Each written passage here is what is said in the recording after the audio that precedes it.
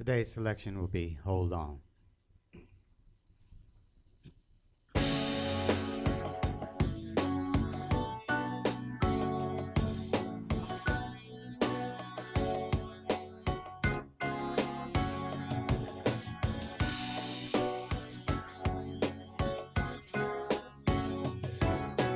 Hold on, just a little while longer.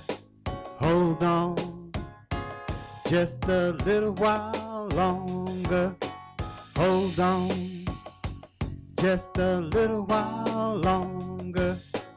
Everything will be alright. Everything will be alright. Hold on, just a little while longer.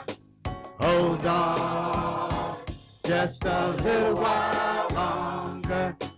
Hold on, just a little while longer. Everything will be alright. Everything will be alright. Hold on, just a little while longer. Hold on, just a little while longer. Hold on, just a little while longer. Everything will be alright. Everything will be alright. Walk on,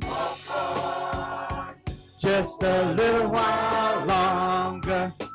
Walk on, just a little while longer.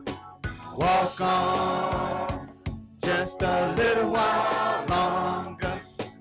Everything will be alright. Everything will be alright. Pray on, just a little while longer. Pray on, just a little while longer. Oh, pray on, just a little while longer. Everything will be alright. Everything will be alright. Sing on, just a little while longer. Sing on, just a little while longer. Sing on, just a little while longer. Everything will be alright. Everything will be alright. Hold on, just a little while longer. Whoa, hold on, just a little while longer. Hold on, just a little while longer. Everything will be alright. Everything will be alright. Hold on,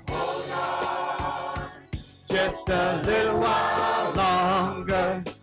Hold on, just a little while longer. Whoa, hold on, just a little while longer. Everything will be alright.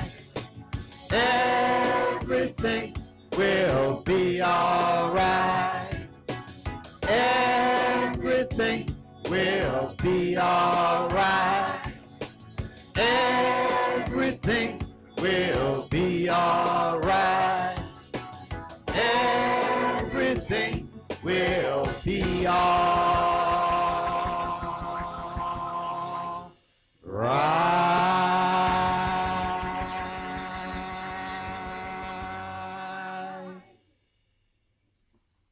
The Oracles of the UCI. 1 Peter chapter 4, verses 7 through 11. But the end of all things is at hand. Be you therefore sober, and watch unto prayer. And above all things, have fervent love among yourselves, for love shall cover the multitude of sins. Use hospitality one to another without grudging. As every man has received the gift, even so minister the same one to another, as good stewards of the manifold grace of Elohim. If any man speak, let him speak as the oracles of Elohim. If any man minister, let him do it as of the ability which Elohim gives, that Elohim in all things may be glorified through Yahshua the Mashiach, to whom be praise and dominion forever and ever. Amen. Ephesians chapter 4, verses 29 through chapter 5 and verse 4. Let no corrupt communication proceed out of your mouth, but that which is good to the use of edifying, that it may minister grace unto the hearers. And grieve not the Holy Spirit of Elohim, whereby you are sealed until the day of redemption. That all bitterness and wrath and anger and clamor and evil speaking be put away from you with all malice. And be you kind one to another, tender-hearted, forgiving one another, even as Elohim for Yahshua's sake has forgiven you. Be you therefore followers of Elohim, as their children, and walk in love, as the Mashiach also have loved us, and has given himself for us an offering and sacrifice to Elohim for a sweet-smelling savor. But fornication and all uncleanness or covetousness, let it not be once named among you as becomes saints. Neither filthiness, nor foolish talking, nor jesting, which are not convenient, but rather giving of thanks. Ecclesiastes chapter 5, verses 1 and 2.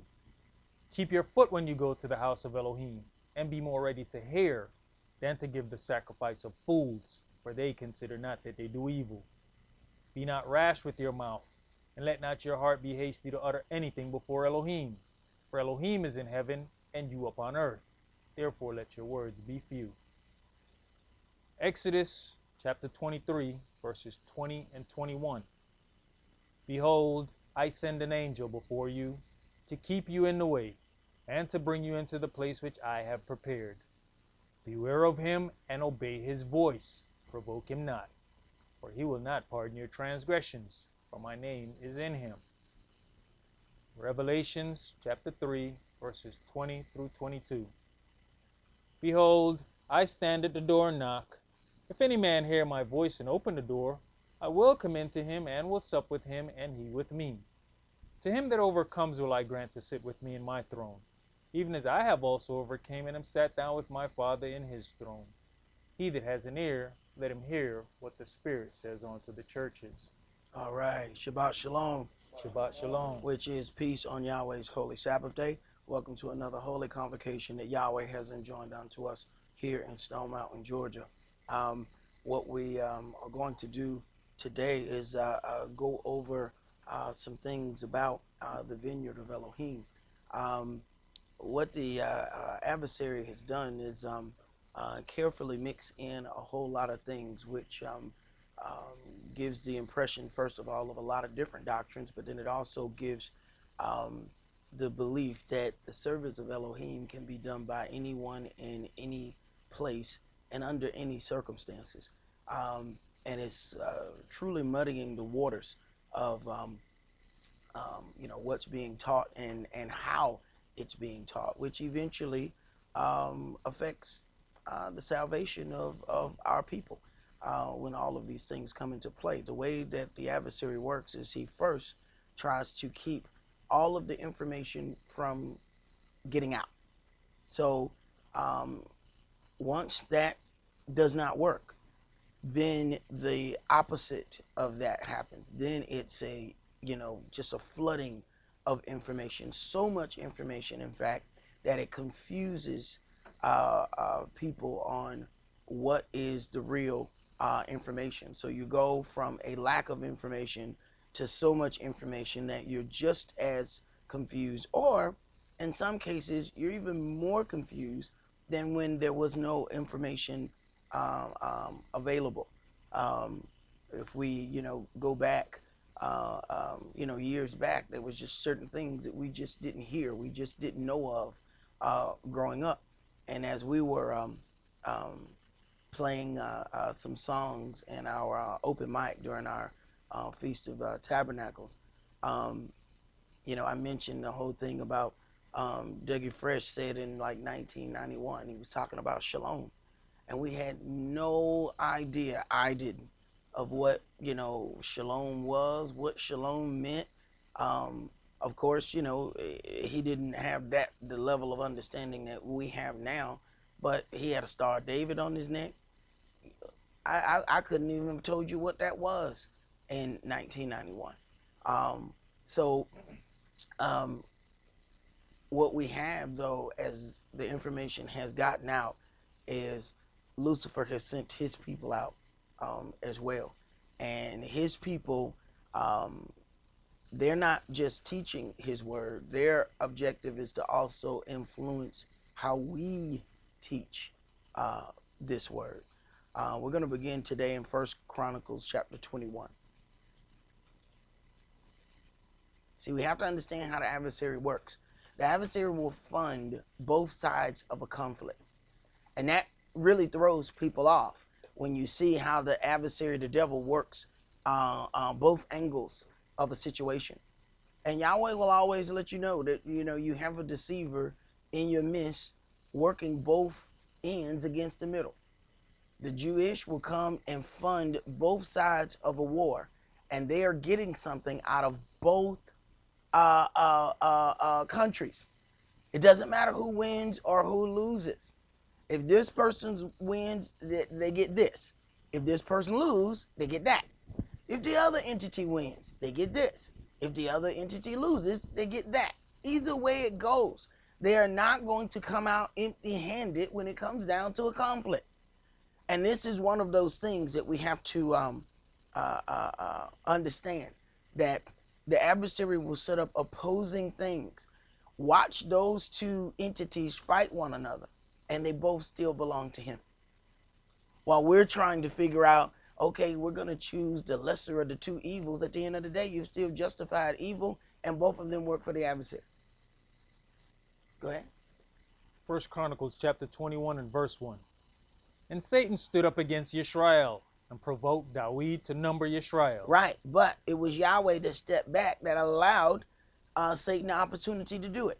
Because if you read that same thing in, I think 2 Samuel or 1 Samuel chapter 24, one of those, it says that Yahweh was angry with Israel. So with Dawid being the leader, he had to be the one that these things was brought about through.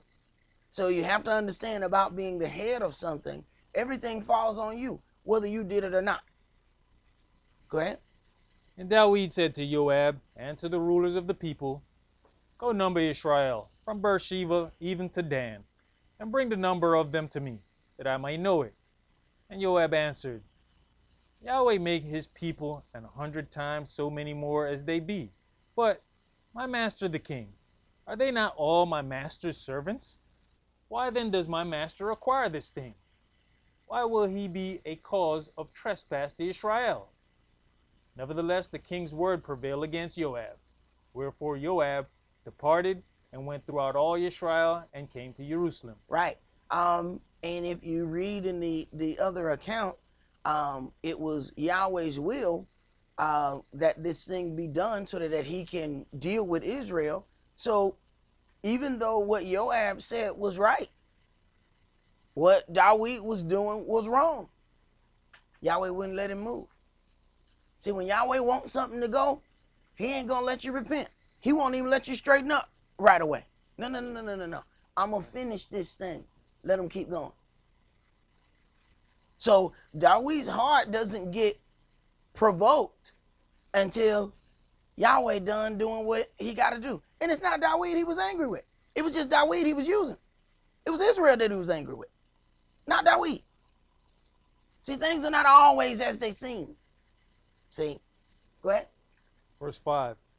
And Joab gave the sum of the number of the people unto Dawid. And all they of Israel were 1,000,000 and 100,000 men that drew sword. And Yehuda was 460,000 men that drew sword. But Levi and Benjamin counted he not among them, for the king's word was abominable to Joab. Right, Levites the priests. So there was a reason why they were separated. Levi was always dealt with differently because of their job. And this is something that Israel has yet to truly understand. There's a total different thing about dealing with the priests. They don't have land like everybody else. They do not get counted like everybody else. There's something totally set apart for the priest. Go ahead. And Elohim was displeased with this thing, therefore he smote Israel. And Dawid said unto Elohim, I have sinned greatly, because I have done this thing. But now, I beseech you, do away with the iniquity of your servant, for I have done very foolishly.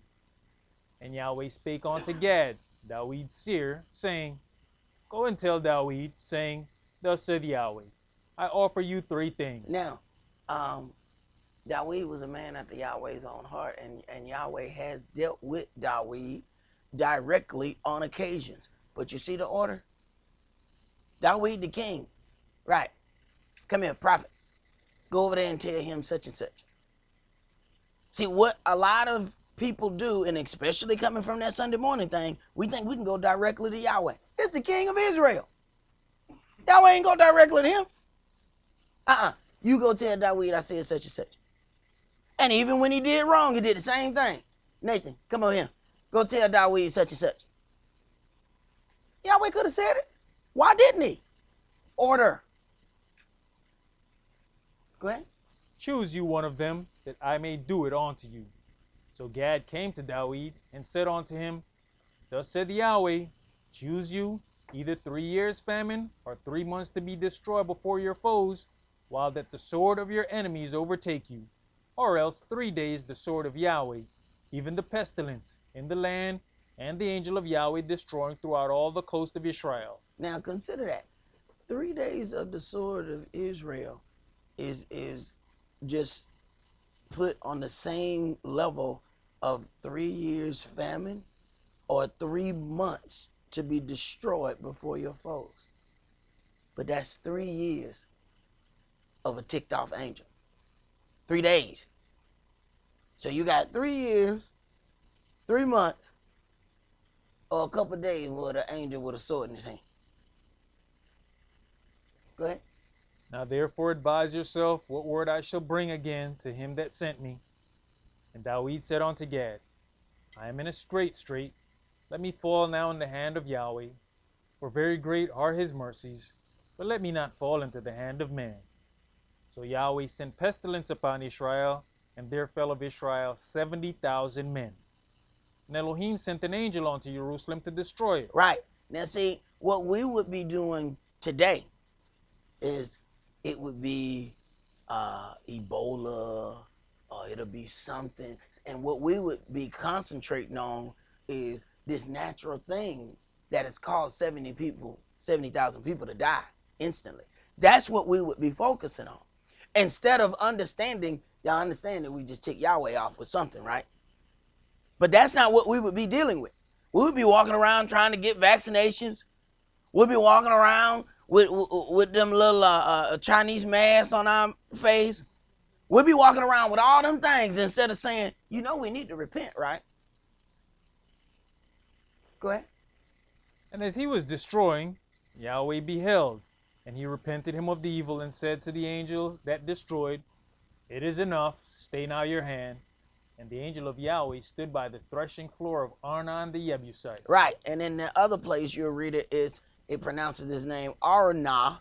They just spell it different, and it lets you know just how the different things go as far as spelling and pronunciation, which is why I do not spend a whole lot of time arguing about names and how to pronounce the name. We know what the name is not. If you come up here with some Jesus and Lord, I'm going to send you back out this door. Now, how you pronounce Yah or Yahweh, I ain't got nothing to do with that. But if you come up here with Jesus, we're sending you out of here. We already know that. Go ahead. Verse 16. And Dawid lifted up his eyes, and saw the angel of Yahweh stand between the earth and the heaven, having a drawn sword in his hand stretched out over Jerusalem. Then Dawid and the elders of Israel who were clothed in sackcloth fell upon their faces. So Yahweh is already setting some things. He's first of all setting a place where he wants some things to happen by allowing David to see right at that point. Understand, if it's 3 days destruction by the angel, he didn't see the angel the other time. Why you see him now? Because Yahweh wants you to see him. So a lot of times we think we figured something out. You ain't figuring nothing out. You got exactly what he wanted you to get when he wanted you to get it. Go ahead. And David said unto Elohim, Is it not I that commanded the people to be numbered? Even I it is that have sinned and done evil indeed. But as far as these sheep, what have they done? Now, you have to pause there. Because in the other part of it, it says from the beginning that Yahweh was angry with Israel. But see, when dealing with Yahweh, you have to first of all understand that you're on a need-to-know basis. He didn't let David know all that. Right, not right away. So he then believes you have to consider the situation. Yahweh has put a possible snare in between the people and David. If the people go about in their thought process to believe because something he did, 70,000 of us dead. Now imagine if one of them was your family members. Y'all know how funny we get. So now you got people walking around with indignation against David. And they said, Shalom, King. And other people like, Shalom, King. They got that little indignation now. See, people come smile in your face, but they really have indignation against you. They smile, but it's got a little pepper in there. They got a little hint of minty freshness. They really don't care for you like that. You gotta understand how long of a situation this is going to present. 70,000 dead people. Some of them people got to be related to the people who's still there. And Yahweh left it like that. That's how he leaves possible judgment for you. So let's say you then do something else later on down the road. He ain't got to go find nobody who upset with you. You know what? I got 70,000 people that want you dead right now. So let me go ahead and stir that up a little bit. There you go. Y'all go ahead and take care of that business. He ain't got to go find nobody. He presents situations for your possible judgment. If you do right, the situation never gets stirred up. When you do something wrong, the angel come over there with that big stirring spoon and start stirring up that mess. It ain't going to take long because they already hate you anyway. Go ahead. Let your hand, I pray you, O Yahweh my Elohim, be on me and on my father's house, but not on your people, that they should be plagued. Then the angel of Yahweh commanded Gad to say to David that David should go up and set up an altar unto Yahweh in the threshing floor of Arnon the Jebusite. Right. Now, a lot of people, as you read, it says Yahweh does such and such. You have to first of all understand that you are dealing with Yahweh through representatives. You're not dealing directly with Yahweh. That's the first thing you got to understand. You ain't high enough up to deal with the CEO. So stop acting like you're dealing with him. You're not going to deal with him. The angel of Yahweh commanded Gad to say to David, come on, look at the line here. And folks think they dealing directly with Yahweh. You are tricking yourself. There is a line here. The angel talked to the prophet who talked to the king. And it's all about order. You think the angel couldn't just gone directly to David? Yeah, he could have. But what problems might he cause with order if he does that? See, then the king just start moving on his own without even dealing with Yahweh's prophet. I ain't got to talk to no priest. I'm the king, and Yahweh come directly with me. Right. That same thing turn houses upside down. Go ahead, bro. Even in our normal day-to-day jobs, there's a chain of command. Mm-hmm. And they tell you when you got a problem how to follow that chain of command. Right. And we'll follow it to the T when we get paid. We'll go and get the handbook. Cause we want. Hold on, let me see who I should talk to. Human resources. Should I talk to Diane in human resources or talk to Johnny at the front desk. Let me see. Because I don't want to mess up my money. I need to make sure my money there on Friday. Right. Right. Go ahead. 1 Chronicles chapter 21 and verse 19. And David went up at the saying of Gad, which he spake in the name of Yahweh. And Arnah turned back and saw the angel, and his 4 sons with him hid themselves. Now Arnah was threshing wheat. And as David came to Arnah, Arnah looked and saw David, and went out of the threshing floor, and bowed himself to David with his face to the ground. Now, do you see how Yahweh encourages people to deal with you correctly? When you do what you're supposed to do. Understand that this is a bad situation for David, because, all of these people have died. From his point of view, this looks like his fault. Something has led him to do this. And Yahweh just removed the hedge, let Lucifer have his way with him. Because look at the possible things that Lucifer would like to gain out of this.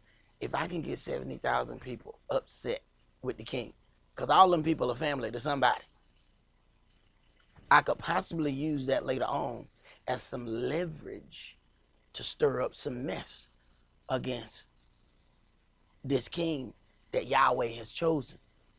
So yeah, I'll gladly do this deed for you, Yahweh. See, you don't have to ask Lucifer very difficultly to do anything. Lucifer, have you considered my servant? Oh, let me at him. Let me at him. I've been waiting to destroy him. Oh my goodness. Oh my goodness. Oh, I'm stretching right now. I'm ready. I'm ready. Just pull the hedge down. I'm on my way over there right now. He ain't got to say much to him. All he got to say is my servant and have you. And Lucifer already ready. I'm ready. I'm ready. I want this one right here bad. Right. Go ahead. Then David said unto Arnah, Grant me the place of this threshing floor, that I may build an altar therein unto Yahweh. You shall grant it me for the full price, that the plague may be stayed from the people.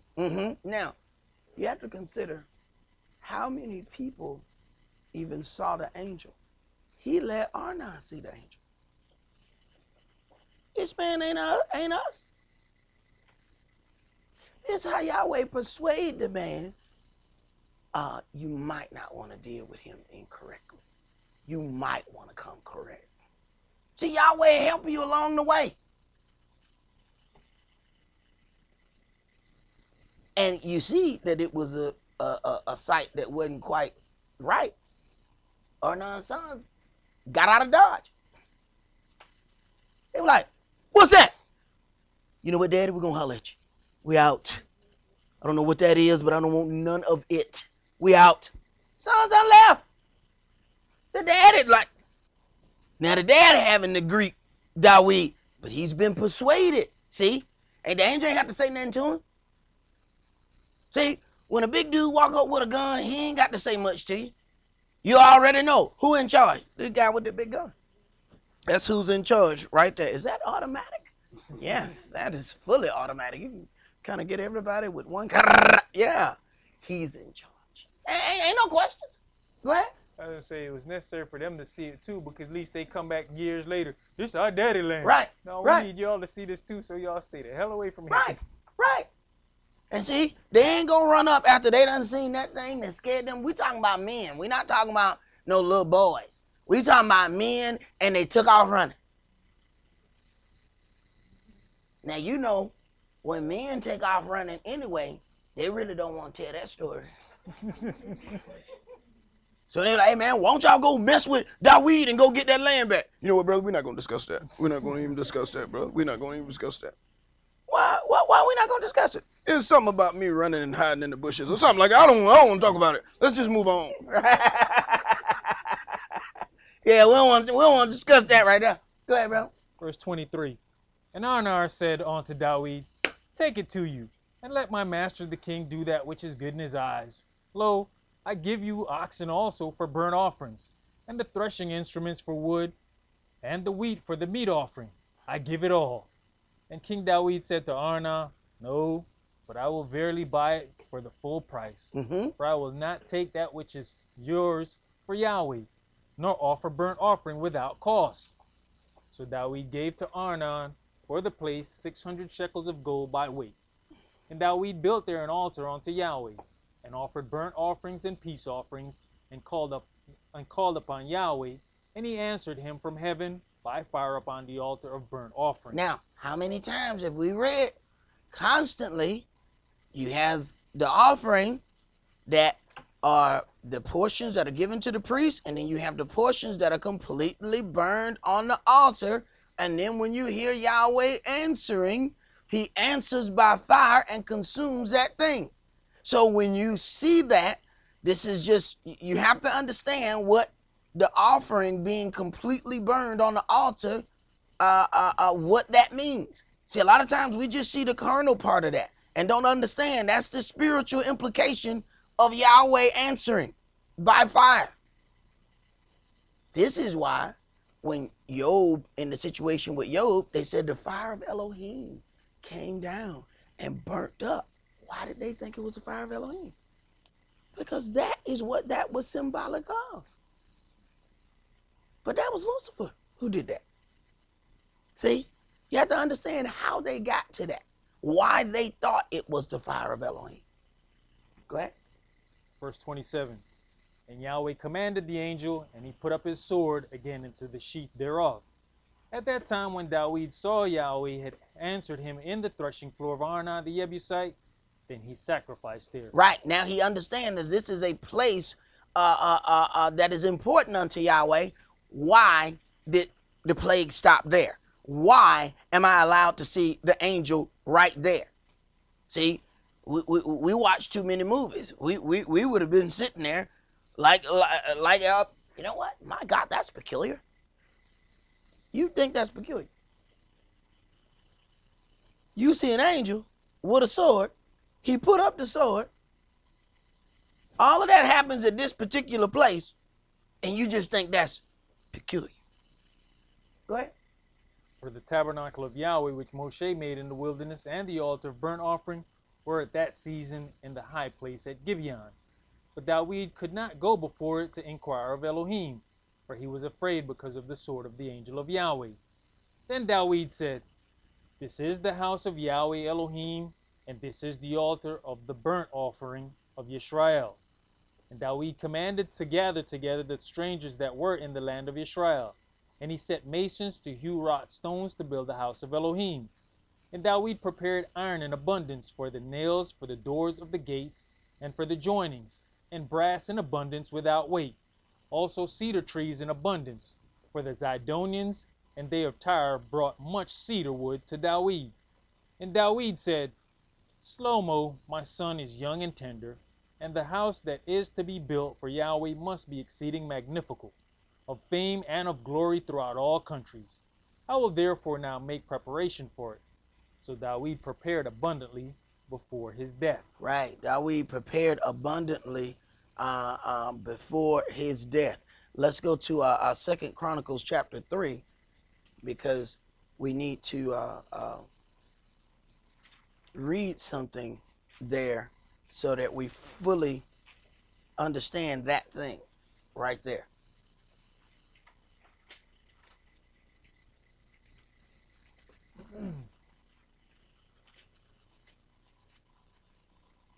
Second Chronicles chapter 3, and we just want to read this one verse. Just read verse 1.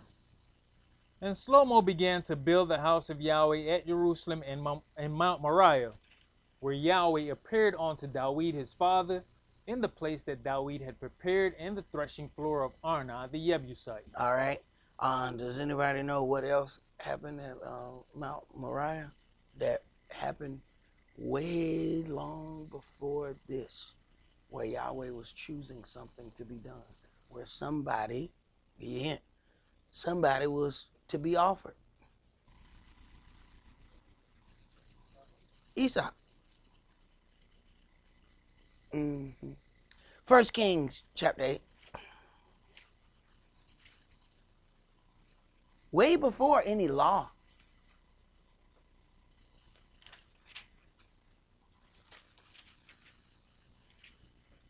So the angel just didn't happen to, you know what, I'm tired. I just want to stretch out right here. You know what, I've been walking on these clouds all day. I tell you, I'm so tired. I'm just going to chill right here. Right. 1 Kings chapter 8. And let's read verses 1 through 25.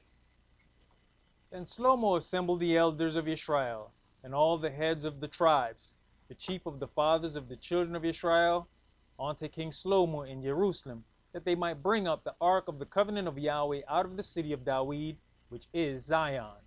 And all the men of Israel assembled themselves unto King Shlomo at the feast in the month Ethanim, which is the 7th month. And all the elders of Israel came, and the priests took up the ark. And they brought up the ark of Yahweh and the tabernacle of the congregation, and all the holy vessels that were in the tabernacle, even those that the priests and the Levites bring up.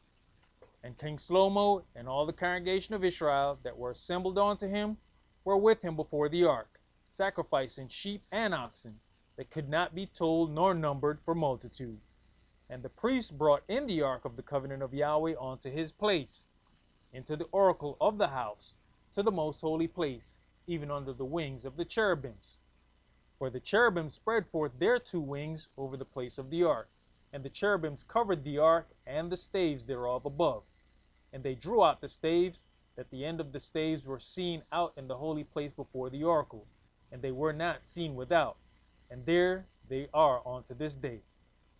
There was nothing in the ark save the 2 tables of stone, which Moshe put there at Horeb, when Yahweh made a covenant with the children of Israel, when they came out of the land of Egypt. And it came to pass, when the priests were come out of the holy place, that the cloud filled the house of Yahweh, so that the priests could not stand to minister because of the cloud, for the glory of Yahweh had filled the house of Yahweh. Then spake Shlomo. Yahweh said that he would dwell in the thick darkness. I have surely built you an house to dwell in, a settled place for you to abide in forever. And the king turned his face about and blessed all the congregation of Israel, and all the congregation of Israel stood. And he said, Blessed be Yahweh Elohim of Israel, which spake with his mouth unto David my father, and has with his hand fulfilled it, saying, Since the day that I brought forth my people Israel out of Egypt, I chose no city out of all the tribes of Israel to build an house, that my name might be therein, but I chose David to be over my people Israel. And it was in the heart of David my father to build an house for the name of Yahweh Elohim of Israel. And Yahweh said unto David my father, Whereas it was in your heart to build an house unto my name, you did well that it was in your heart. Nevertheless, you shall not build a house, but your son that shall come forth out of your loins, he shall build a house unto my name. And Yahweh has performed his word that he spake, and I am risen up in the room of David my father, and sit on the throne of Israel, as Yahweh promised, and have built an house for the name of Yahweh Elohim of Israel. And I have set there a place for the ark, wherein is the covenant of Yahweh, which he made with our fathers when he brought them out of the land of Egypt. And Shlomo stood before the altar of Yahweh in the presence of all the congregation of Israel, and spread forth his hands toward heaven. And he said, Yahweh Elohim of Israel, there is no Elohim like you, in heaven above or on earth beneath, who keepeth covenant and mercy with your servants that walk before you with all their heart, who has kept with your servant David my father that you have promised him. You spake also with your mouth, and have fulfilled it with your hands, as it is this day. Therefore now, Yahweh Elohim of Israel, keep with your servant David my father that you promised him, saying, There shall not fail you a man in my sight to sit on the throne of Israel, so that your children take heed to their way, that they walk before me as you have walked before me. Right. There shall not fail you a man in my sight to sit on the throne of Israel. Well, the kingdom of Israel has been broken apart and scattered. But we still got Yeshua on the throne. Go ahead. Verse 26. And now, O Elohim of Israel, let your word, I pray you, be verified, which you spake unto your servant David my father. But will Elohim indeed dwell on the earth? Behold, the heaven and heaven of heavens cannot contain you, how much less this house that I have built.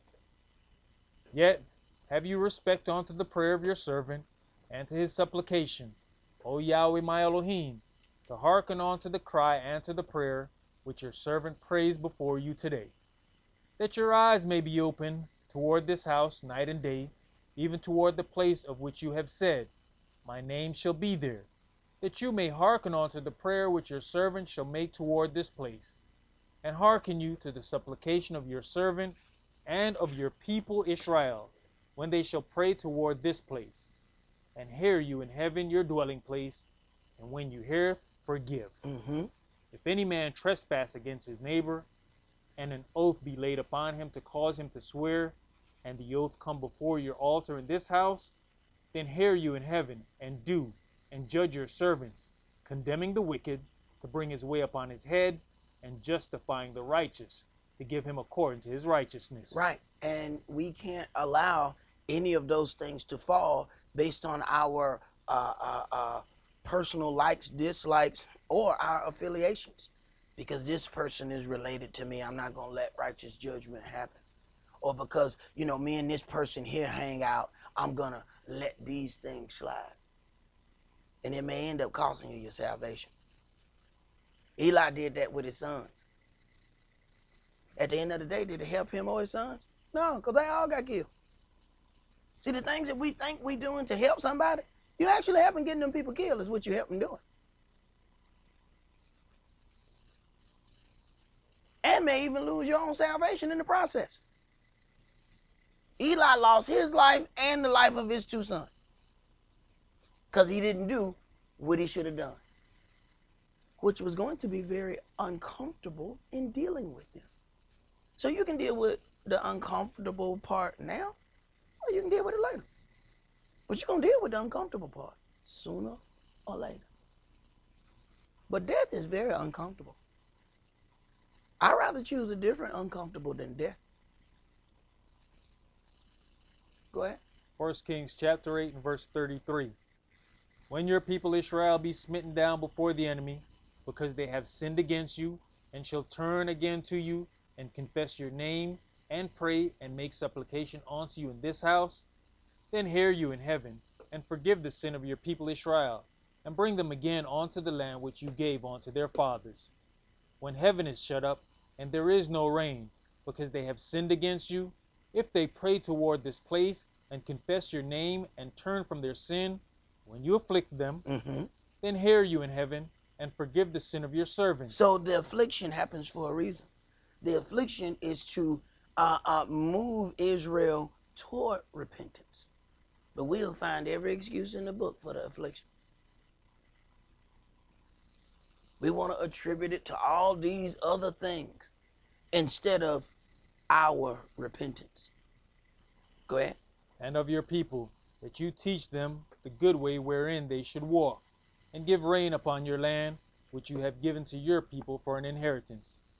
If there be in the land famine, if there be pestilence, blasting, mildew, locust, or if there be caterpillar, if their enemy besiege them in the land of their cities, whatsoever plague, whatsoever sickness there be, what prayer and supplication soever be made by any man, or by all your people Israel, which shall know every man the plague of his own heart, and spread forth his hands toward this house, then hear you in heaven your dwelling place, and forgive, and do, and give to every man according to his ways, whose heart you knoweth. For you, even you only, know the hearts of all the children of men. Right. So then this thing right here dictated, this is why we pray toward the east. Because we're praying toward our holy land, praying toward this same area whereby these things were originally placed. Now, that may not always be the east. It depends on where you are. See, them people may have been located in different areas, wherever it was, toward that temple. Go ahead. Verse 40. That they may fear you all the days that they live in the land which you gave unto our fathers. Moreover, concerning a stranger that is not of your people Israel, but comes out of a far country for your name's sake, where they shall hear of your great name, and of your strong hand, and of your stretched out arm, when he shall come and pray toward this house, hear you in heaven your dwelling place, and do according to all that the stranger calls to you for. Right. So we already had an opening for other people. Somehow Israel, somehow we ain't read this. Because I remember being in places when people of another nationality, or people who just looked like they was from another nationality. I've been in places where the people basically accost them at the door trying to figure out, you know, what nationality are you? What are you, such and such? And I don't know where they get that from. Because we always had these things there. Now, it was not opened in mass, because how many people are going to humble themselves to deal with the God of another people? So that's why when you really look at Christianity, it is zero humbling whatsoever. Because what they did, instead of humbling themselves to deal with the God of Israel, they changed the God to be their God. That way they wouldn't have to humble themselves to deal with somebody else's God. That's why their Jesus looks like them. They took it for their own, set up everything under their own rulership, so they wouldn't have to say, well, we're humbling ourselves dealing with somebody else's God. It's our God now. We took it. We conquered it. We conquered Christ for Christ. Huh? How you conquer Christ for Christ? It's like telling somebody, you know what, I shot you for you. See, that's why I shot you. It's for your own good. That's why you got that bullet hole in. Right. Go ahead. That all the people of the earth may know your name, to fear you, as do your people Israel, and that they may know that this house, which I have built, is called by your name. If your people go out to battle against their enemy, whithersoever you shall send them, and shall pray unto Yahweh toward the city which you have chosen, and toward the house that I have built for your name. Right. So if anybody asks you why you pray toward a certain direction, understand why that's done. So that you don't just think that we're doing some stuff. Because a lot of times people just do stuff, they don't really understand why it is that they do it. And when you don't understand why you do something, it's easy for somebody to talk you out of it. Now here comes some old slick person, some smooth talker with some nice articulate words, and you don't understand why you're doing something, and now they got you off on this left turn, and you're doing all this other stuff because you didn't understand why you was doing it in the first place. Go ahead. Then hear you in heaven their prayer and their supplication, and maintain their cause. If they sin against you, for there is no man that sins not, and you be angry with them, and deliver them to the enemy, so that they carry them away captives onto the land of the enemy, far or near. Now, his prayer for the temple includes punishment of Israel and Israel being carried off captive. It was automatically understood how we were always going to be punished. So when the Ish claim that they are the children of Israel, they have to continually talk to you about a Holocaust because they cannot present a captivity. Even the claiming that they were the people captives in Egypt, we already know physically that can't be so. You ain't going to be in that sun for 430 years, day by day, and nothing happened to you. Them folk would have caught on fire. Ain't no skin burn. It would have been life burn. You understand me? You can't just keep doing. I've seen people out there come back from vacation, and these black people, and they look like raccoons or something, you know, because they been had some shades on the whole time they done went to the islands. They come back and take them glasses off. Be like, put them glasses back on, man, because you look strange, brother. And that's just more sun. They got closer to where we are actually from, and they got darker just on vacation. And if that can happen to us in a week, what do you think happens to another nationality in 430 years? But you still look the same. No, that don't add up. Go ahead. Yet if they shall bethink themselves in the land whether they were carried captives, and repent, and make supplication unto you in the land of them that carried them captives, saying, we have sinned, and have done perversely, we have committed wickedness, and so return unto you with all their heart, and with all their soul, in the land of their enemies, which led them away captive, and pray unto you toward their land, which you gave unto their fathers, the city which you have chosen, and the house which I have built for your name. Right, and pray unto you toward their land. But if you don't know it's your land, you ain't going to pray toward it. See? If you said, well, you know what, I was born here in America. This is my land. You don't even know to pray toward your land. So you have already shown disrespect and disdain in your prayer before it begins. You haven't even begun the prayer with respect. You just think you have. Go ahead.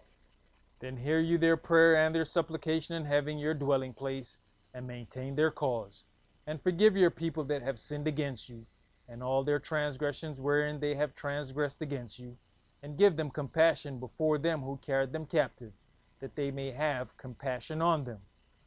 For they be your people and your inheritance, which you brought forth out of Egypt, from the midst of the furnace of iron, that your eyes may be open unto the supplication of your servant, and unto the supplication of your people Israel, to hearken unto them in all that they call for unto you. For you did separate them from among all the people of the earth, to be your inheritance, as you spake by the hand of Moshe your servant, when you brought our fathers out of Egypt, O Adonai Yah. And it was so, that when Shlomo had made an end of praying all this prayer and supplication unto Yahweh, he arose from before the altar of Yahweh, from kneeling on his knees with his hands spread up to heaven, and he stood and blessed all the congregation of Israel with a loud voice, saying. Now, one of the things that, I didn't find out, of course, until getting into this word, when you start reading more and more of this book, that the people prayed with their hands out and either, bowed down, or some, whether they were standing up.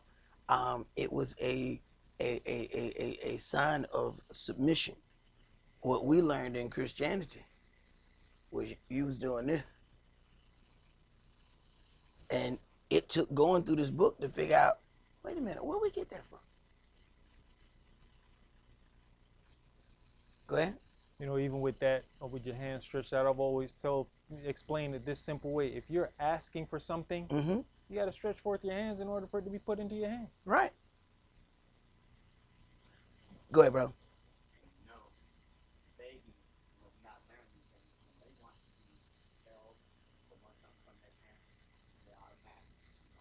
Yep. Right.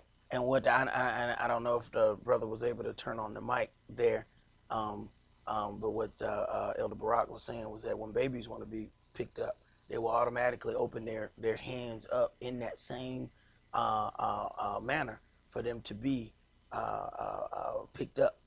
And it's just some of the things where we get a certain level of programming, and programming is pretty strong. You receive enough programming, it will go into play on its own.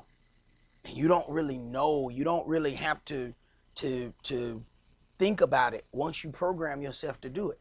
And that's why we have to be very careful about what we allow ourselves to be programmed to do. And you program yourself. All you gotta do is keep doing the same mess. You do the same mess, you program yourself. And you go into automatic gear with mess and you ain't thought about it. And you the one program you. Go ahead. Verse 56. Blessed be Yahweh that has given rest unto his people Israel, according to all that he promised. There has not failed one word of all his good promise, which he promised by the hand of Moshe his servant. Yahweh our Elohim be with us, as he was with our fathers. Let him not leave us nor forsake us, that he may incline our hearts unto him, to walk in all his ways, and to keep his commandments and his statutes and his judgments, which he commanded our fathers.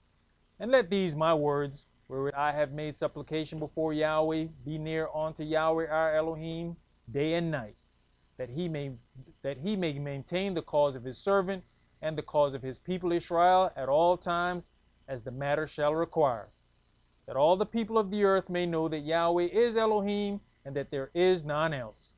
Let your heart therefore be perfect with Yahweh our Elohim, to walk in his statutes and to keep his commandments, as at this day.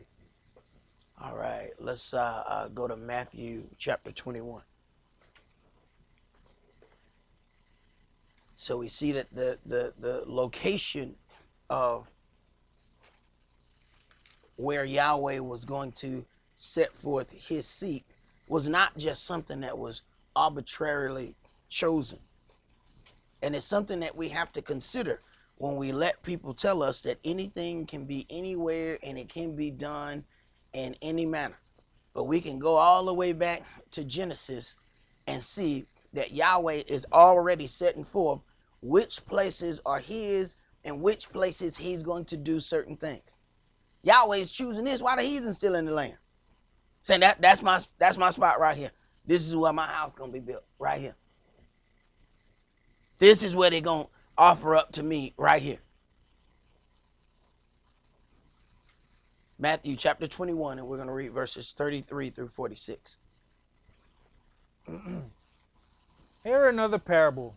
There was a certain householder which planted a vineyard and hedged it round about, and digged a winepress in it, and built a tower, and let it out to husbandmen, and went into a far country.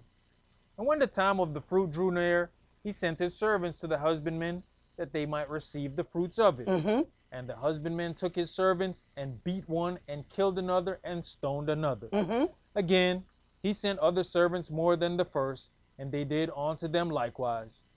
But last of all he sent unto them his son, saying, They will reverence my son. But when the husbandmen saw the son, they said among themselves, This is the heir. Come, let us kill him, and let us seize on his inheritance. Now consider, it was the priests who were in control of all of these things. It says this certain householder planted a vineyard and hedged it round about, and digged a winepress in it, and built a tower, and let it out to husbandmen, and went into a far country. So the husbandmen got power over it. Now then the question then becomes, how do they deal with the power that they have over a vineyard that does not belong to them? But they have the physical power over the vineyard, but the vineyard's not theirs. But they got power to do certain things to certain people because they are in charge, at least for the time being. Go ahead. And when they caught him and cast him out of the vineyard, and slew him. When the master therefore of the vineyard comes, what will he do unto these husbandmen? They say unto him, He will miserably destroy those wicked men, and will let out his vineyard unto other husbandmen, which shall render him the fruits in their seasons. Who will bring him the fruit in their seasons. So they're going to work in the vineyard, but they're going to work in the vineyard not for themselves. They're going to work in the vineyard for Yahweh. So Yeshua comes. He brings forth 12 disciples that was in representation of the 12 tribes of Israel. We already know that Yeshua was the high priest. So then these 12 people are under priests under him. He's taking his vineyard and letting it out to different husbandmen. The priests already had it. They were the ones who was overseeing the murder and mayhem that was going on. But see, people didn't see that change of authority and change of power that was going on right there. Because even after he died, the temple was still standing for a little while. But he had already prophesied of his demise. See, that's why you got those people over there lying, talking about, well, we go and pray at the Wailing Wall, which is the wall of the temple. No, it's not. And somebody sent me a video, and I can't think of the name of the guy that sent it or the name of the video. But it is amazing how the same things that we've been teaching for decades, things that my elder was teaching 20, 30 years ago. A Euro-Gentile put the video together, and boy, it'll get a kajillion views. People watch it, and then they think it's so deep when a Euro-Gentile comes out and tells Israel that they are Israel. See, that's what we want to hear. Because at the end of the day, we want to hear it from a Gentile. See, when we say it, that's tainted. Well, I don't want to believe you talking about you. I don't want to hear that. But now the Euro-Gentile comes out and tells everybody, the so-called African-American is Israel. Oh, everybody like to hear it. Now, here's the catch that comes into all of that. As he's going through this whole video, I noticed that same twisted mess that I heard Wycliffe say. Wycliffe was on TV and said the 12 tribes of Judah. Man, I wanted to slap my TV and hope he felt it. Right? Ain't no such thing as the 12 tribes of Judah, right? So what I noticed the Euro Gentile was saying, Judah, Judah, Judah. All of a sudden we all became Judah, which is not possible. Okay? We cannot all be Judah. And people gonna have to get that through their head. But why did this Euro Gentile want us to be Judah? Because at the end of the day, he was British, and somehow, because they called themselves, he says, I'm not a Caucasian, I'm an Anglo-Saxon. And Anglo-Saxon means son of Isaac. Mm-hmm. Wait a minute, man, if you're a son of Isaac, then you Israel. So what did they end up doing? So all the black folk is one tribe, that's Judah, or they let two of them, and then they the other 10 tribes. So they still outnumber you. So they're going to let you be a Jew as long as you let them be everybody else. That ain't going to work. That ain't going to work. You can take that lie and take it back where you got it. See? So now what do you find happening? We're making concessions with the word. So some of us want to hear a Euro-Gentile speak about us being Israel so bad that we'll accept it. But now you done gave away 10 slots of your tribe so that you can hear a Euro-Gentile tell you Israel. Now what you think your daddy gonna do when he find out you done gave away his land so you can feel comfortable? Go ahead, bro. Matthew chapter 21 and verse 42. Yahshua says unto them, did you never read in the scriptures, the stone which the builders rejected, the same is become the head of the corner? This is the Adonai's doing, and it is marvelous in our eyes. Therefore say I unto you, the kingdom of Elohim shall be taken from you, and given to a nation bringing forth the fruits thereof. And whosoever shall fall on this stone shall be broken, but on whosoever it shall fall, it will grind him to powder.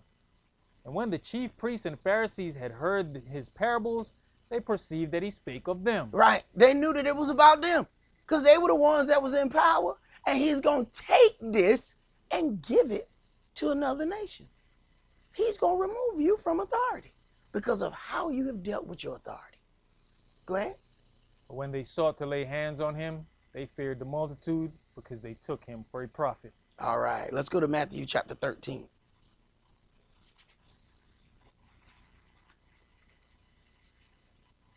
See, a lot of people want to tell you if they were in front of Christ that they would follow him. But no, they wouldn't. No, they wouldn't. They would not follow him.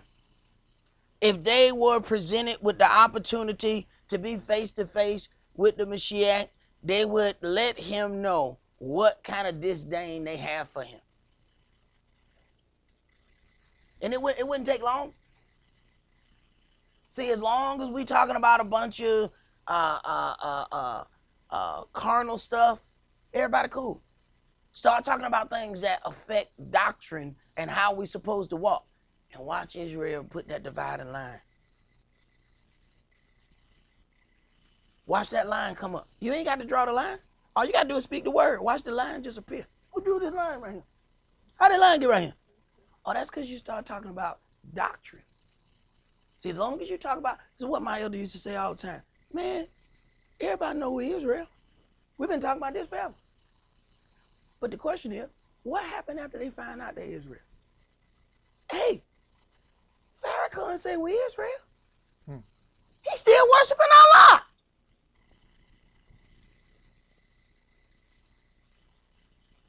Then you got them people talking about, yeah, we Yisrael or Al. Yeah, we Allah, we Israel. Who is Al? Right. So they're going to accept being Israel, but bring all the mess that they previously dealt with and just sit it right there. This man wrote 4 or 5 books talking about the black man is the children of Israel. And every week he's still talking about Allah. What? Something wrong with this here? Oh, what's different? Everybody else still doing the same thing. Folks talking about, yeah, we Hebrews. And you go down and walk into their congregation and everything they got set up is Christian. Right. They're doing the same thing Farrakhan do. Go ahead. Matthew chapter 13 and verse 1. The same day went Yahshua out of the house and sat by the seaside, and great multitudes were gathered together unto him, so that he went into a ship and sat, and the whole multitude stood on the shore. And he spake many things unto them in parables, saying, Behold, a sower went forth to sow. And when he sowed, some seeds fell by the wayside, and the fowls came and devoured them up. Some fell upon stony places, where they had not much earth, and forthwith they sprung up, because they had no deepness of earth. Right. Now, some fell upon stony places, and the issue about stony places is they may look just like the fertile ground, but the stones are right directly underneath, which doesn't give any place for the roots to spread out and take hold. So then we have to consider sometimes, how did we spread the word, and where did we spread the word? Was it in a place where it is known to be stones under it? Was it a place where the people already had a snare in their heart? So you threw the seeds out, but they ain't gonna stay long. See, there's certain places, and if you got a yard, just go out in your yard. There's certain places where it is so many rocks. Anybody gonna tell you, hey man, you ain't gonna be able to plant that right here. If you gonna plant something right here, you're gonna have to dig all this up, bring some dirt from somewhere else to try and get something going right here. Because there's too many rocks up under this right here. Especially if you're getting in some of that Georgia red clay. It just look like the stuff they built mud huts out of. You ain't gonna grow nothing right there. So you consider something.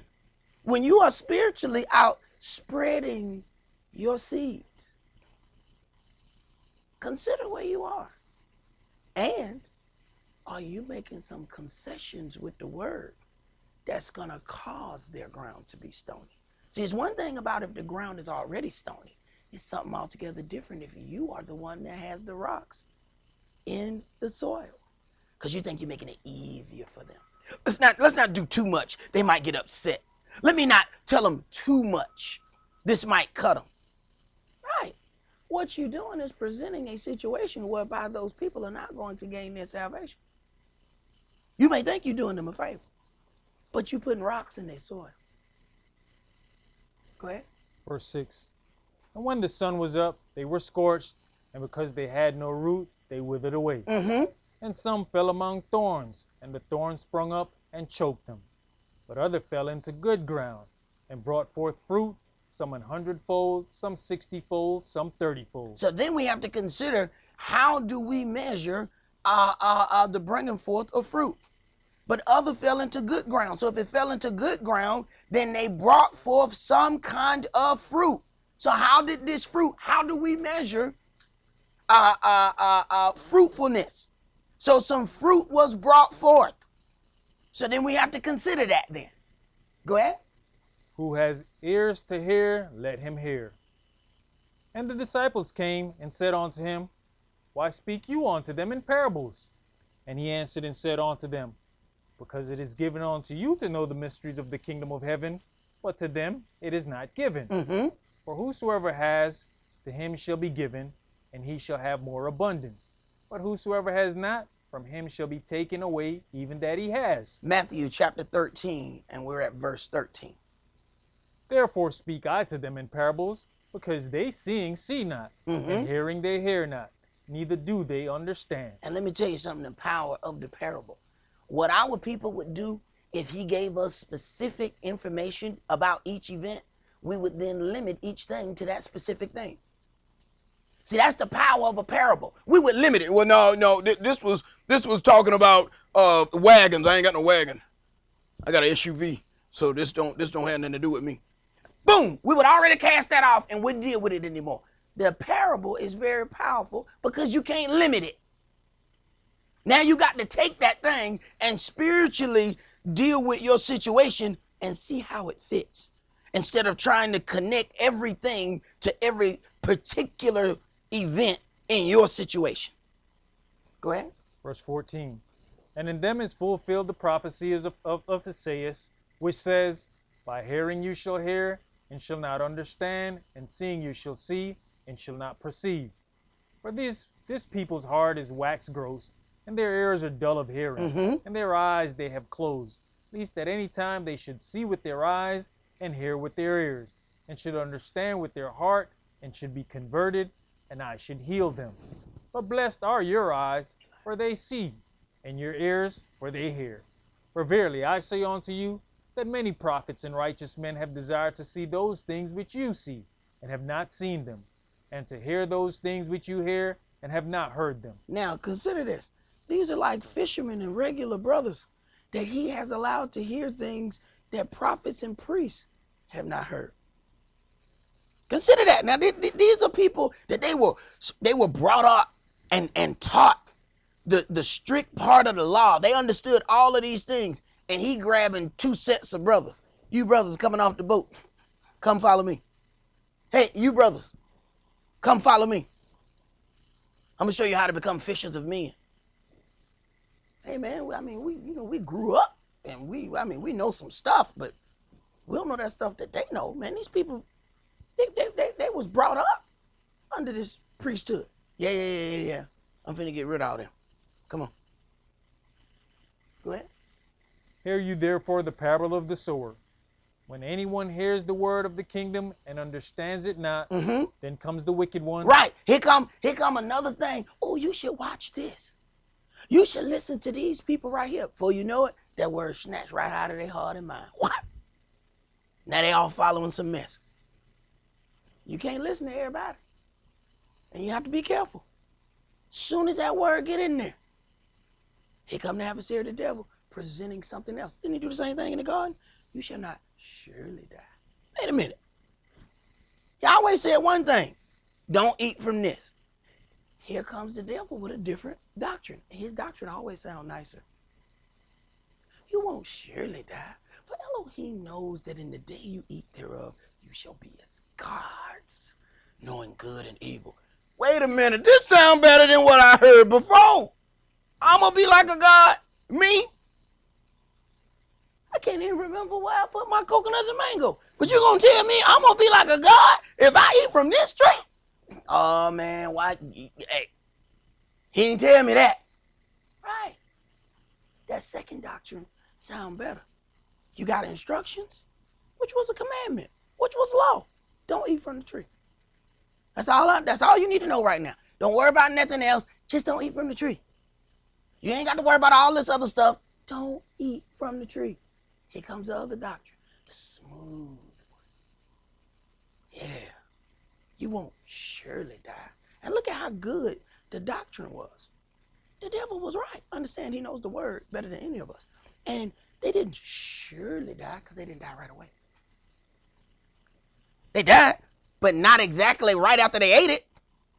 So it then makes you believe that the devil's doctrine must be right. He said you won't surely die. Woman ate it. He ate it. You still breathing? I'm still breathing. Ooh, man, I'm smarter too. Look at all this stuff I know. I used to just walk past them trees. I didn't know what them was. Now I know what those are now. Uh-oh. Something seemed like they was hiding something from me. So the devil's doctrine seemed like it had some credence to it for a little bit. Until you realize you're being destroyed with that very information that he has given you. Go ahead. Yeah, even at that time, they didn't understand spiritual death and didn't realize that it happened at that point in time. Because from then on, there was no more me walking in the cool of the garden with Yahweh. That was over. Right. You have separated yourself from the God of Israel and don't even know it. Alienated from the commonwealth of Israel without a care in the world and do not know it. Cast away. Now here come Elohim walking in the garden and they take off running. Where you going? Well, I heard you coming and I realized I was naked. Who told you was naked? When a baby walk around naked, Do you judge the baby? You don't judge a baby that's walking around naked. They don't know no better. But at the point that they know better, they will judge themselves. Kids at a certain point, they'll lock the bathroom door. I ain't dressed yet. And you just laugh at, oh, that's so cute. They want to cover up their little private parts. Oh, that's so cute. That's the point that they're coming into an understanding that they're naked. But that don't mean nothing to you when they babies. And it don't mean nothing to them when they babies. Matter of fact, if you change one of them diaper and that air hit to them, boy, they'll take off and just strike out through the whole house, just as naked as a jaybird. Naked time! And will take off through the house. They don't care who watching. But that's in innocency. That's an innocent child. They're not trying to do anything. That's pure. Now, if you're 30 and you take off running butt naked, now we got a problem. Now we got to have us a forum. We got to discuss your foul ways here. You ain't just take off. Do you know these people in here, man? You just took off like that. See, now that's something altogether different. But you have that childhood innocency, which is what they had in the garden until they messed it up. Go ahead. And catches away that which was sown in his heart. This is he which receives seed by the wayside. Verse 20. But he that received the seed into stony places, the same is he that hears the word, and anana with joy receives it. Yet has he not root in himself, but endures for a while. For when tribulation or persecution arise because of the word, by and by he's offended. Mm-hmm. He also that receives seed among the thorns is he that hears the word, and the care of this world and the deceitfulness of riches choke the word, and he becomes unfruitful. Right. So there's certain things that can cause us to become unfruitful in the word, and it's other things. When you consider, who was it, Cephas that walked on the water? And as soon as he heard the noise of a boisterous wind, he looked off and then began to sink. His focus was no longer on Yahshua. His focus went to the natural noise that he heard. And that's all situation and circumstances in our lives. That's all they are. Natural noise. But that natural noise can cause you to get your mind off of the things of the kingdom. So you hear that natural noise. You walking straight way is the way to go. We're going straight. Noise. There go your focus. Go ahead. But he that receives seed into the good ground is he that hears the word and understands it, which also bears fruit and brings forth, some 100-fold, some 60, some 30. Another parable put he forth unto them, saying, Now, understand something. Verse 23, but he that receives seed into good ground is he that hears the word and understands it, which also bears fruit and brings forth some 100-fold, and some 60 and some 30. So now we have to see, how do we count the fruitfulness of the word? Is it counted by the number of people that hear it? Or there's a specific action that has to be done that decides whether or not they really heard? Because you'll find that people will say a whole lot of manner of things. Oh, I like this. Oh, this was awesome. Oh, this is such and such. Then you get to that point. Well, let's talk about getting baptized. No, I'm fine. Right. Go ahead. Another parable put he forth unto them, saying, The kingdom of heaven is likened unto a man which sowed good seed in his field. But while men slept, his enemy came and sowed tares among the wheat, and went his way. But when the blade was sprung up and brought forth fruit, then appeared the tares also. So the tares are right amongst the wheat. You got tares that are weeds, wheat that are fruit. So they mingle right in, and they attach themselves to the fruit. See, that would spiritually be your friends. So here it is, you trying to grow, you trying to be in the word, and here come one of them weeds attach itself to you. See, and the weed job is to choke out the fruit. So one way or another, that weed is going to do either one or two things. That weed is either going to choke you out, or that weed going to help you become stronger. See, all of us got a little few weeds in our life. Some of y'all might be married to your weed. I don't know. Some of y'all might be your best friend, might be some family members. But there's a weed somewhere that's either going to try to choke you or try to make you, or going to end up making you stronger. They're going to try to choke you anyway. But the question is, why does Yahweh allow it? See, Lucifer had one thought process of attacking Job. Yahweh had something altogether different. Yeah, go right ahead. Oh, he going to curse you and die. You going to see. Go ahead and do that to him. Go ahead. Because Yahweh already know everything you going to take from him, I'm going to give it back. Go ahead. I get he ain't going to do that what you think he going to do. He is a servant and his heart is pure. Go ahead. Do that. Just you can't kill him, though. And everything he lost, Yahweh gave it back. But he still had to endure. But Lucifer was doing it for one reason. Yahweh was allowing it for a whole nother reason. You ever consider that the God of Israel might be betting on you? Now consider your actions and what it is that you do and what you're thinking for your own personal thing. Now consider if the God of Israel is betting on you. You want to do what? T-Lyle? You know what? Go ahead. I bet you don't make him fall. You have to consider, what if Yahweh is betting on you? But instead of considering Yahweh, you get in that situation and consider yourself.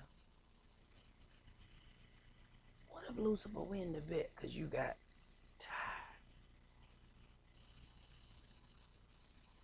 Read it, bro. Verse 27. So the servants of the householder came and said unto him, Sir, did not you sow good seed in your field? From whence then has it tares? He said unto them, An enemy has done this. The servants said unto him, Will you then that we go and gather them up?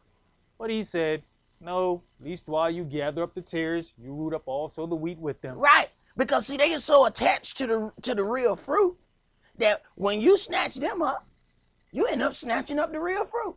Because they done attach themselves, and people say, oh, this is my friend. This is my such and such. This is why I warn people about them cliques.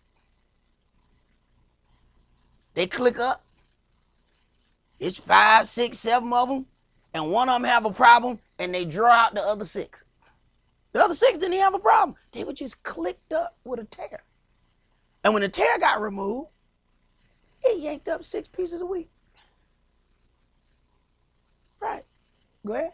You know, even with the tares, when you're rooting up the tares, what people don't understand, unless you're into planting, the roots of the tares are also under the roots of the wheat. So you're actually disturbing the ground under the wheat as well when you're pulling them up. See, I ain't never planted that, so I'm going to have to listen to him on that right there, you know what I'm saying? So, I'm a product of my mama. She'll tell you, we can kill air. We don't plant nothing, Jack. So, I take his word when it comes down to planting stuff. Go ahead. Verse 30. Let both grow together until the harvest. And in the time of the harvest, I will say to the reapers, gather you together first the tares, right, and bind them in bundles to burn them, but gather the wheat into my barn. So that means they go all the way into the final day believing that they are just like the wheat, only to then be separated to get thrown in the lake of fire. But they get gathered first. So they probably talking about you as they get gathered first. Ooh, look at us. Yeah. Ain't nobody did nothing with them over there. Yeah, that's because he gathered the tares first. And they bragging. They don't know they're about to get thrown over there in that lake of fire, though. Right. See, we have to consider some things. Let's go to Isaiah chapter 5.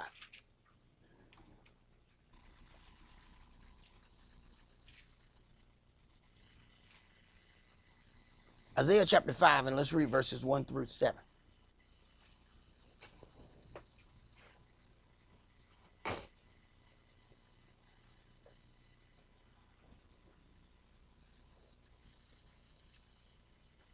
It says, chapter 5 and verse 1.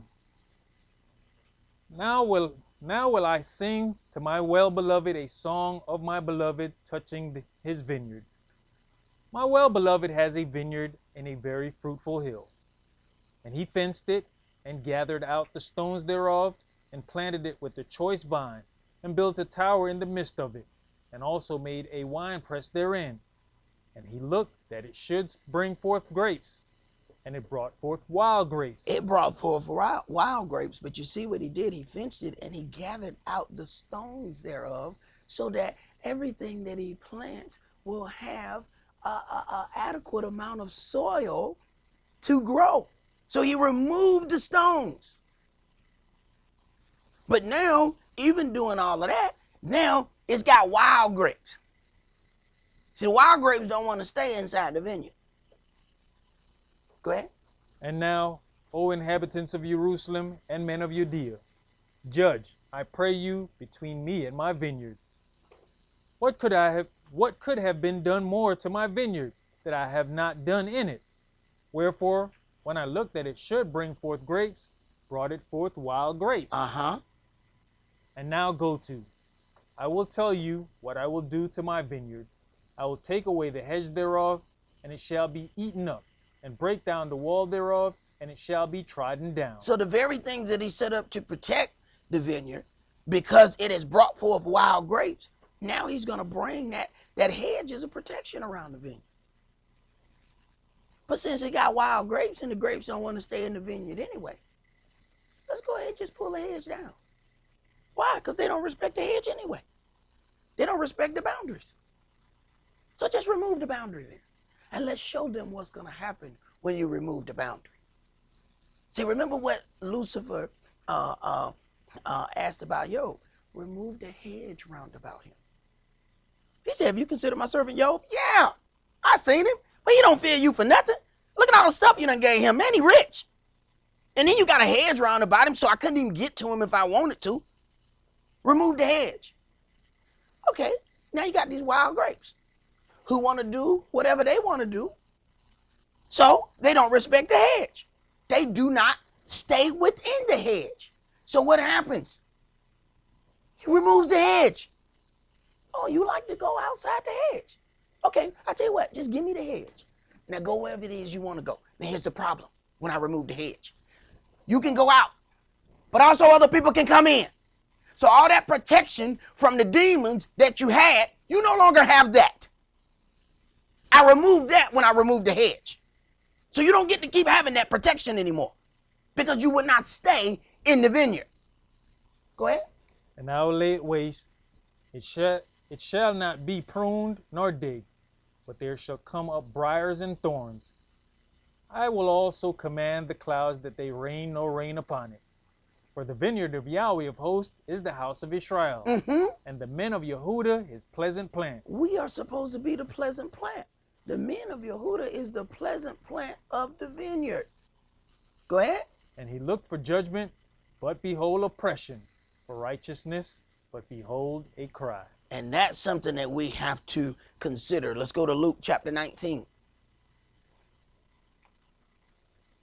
See, he's looking for his pleasant plant in his vineyard, but the pleasant plant is wild. Pleasant plant say, I don't want to stay in the vineyard.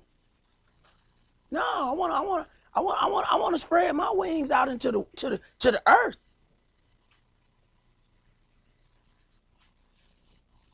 And it never does occur to us that we are actually denying the protection of Yahweh when we decide that we're not going to stay inside the hedge. See, there's one thing about Lucifer not being able to touch Job because of the hedge.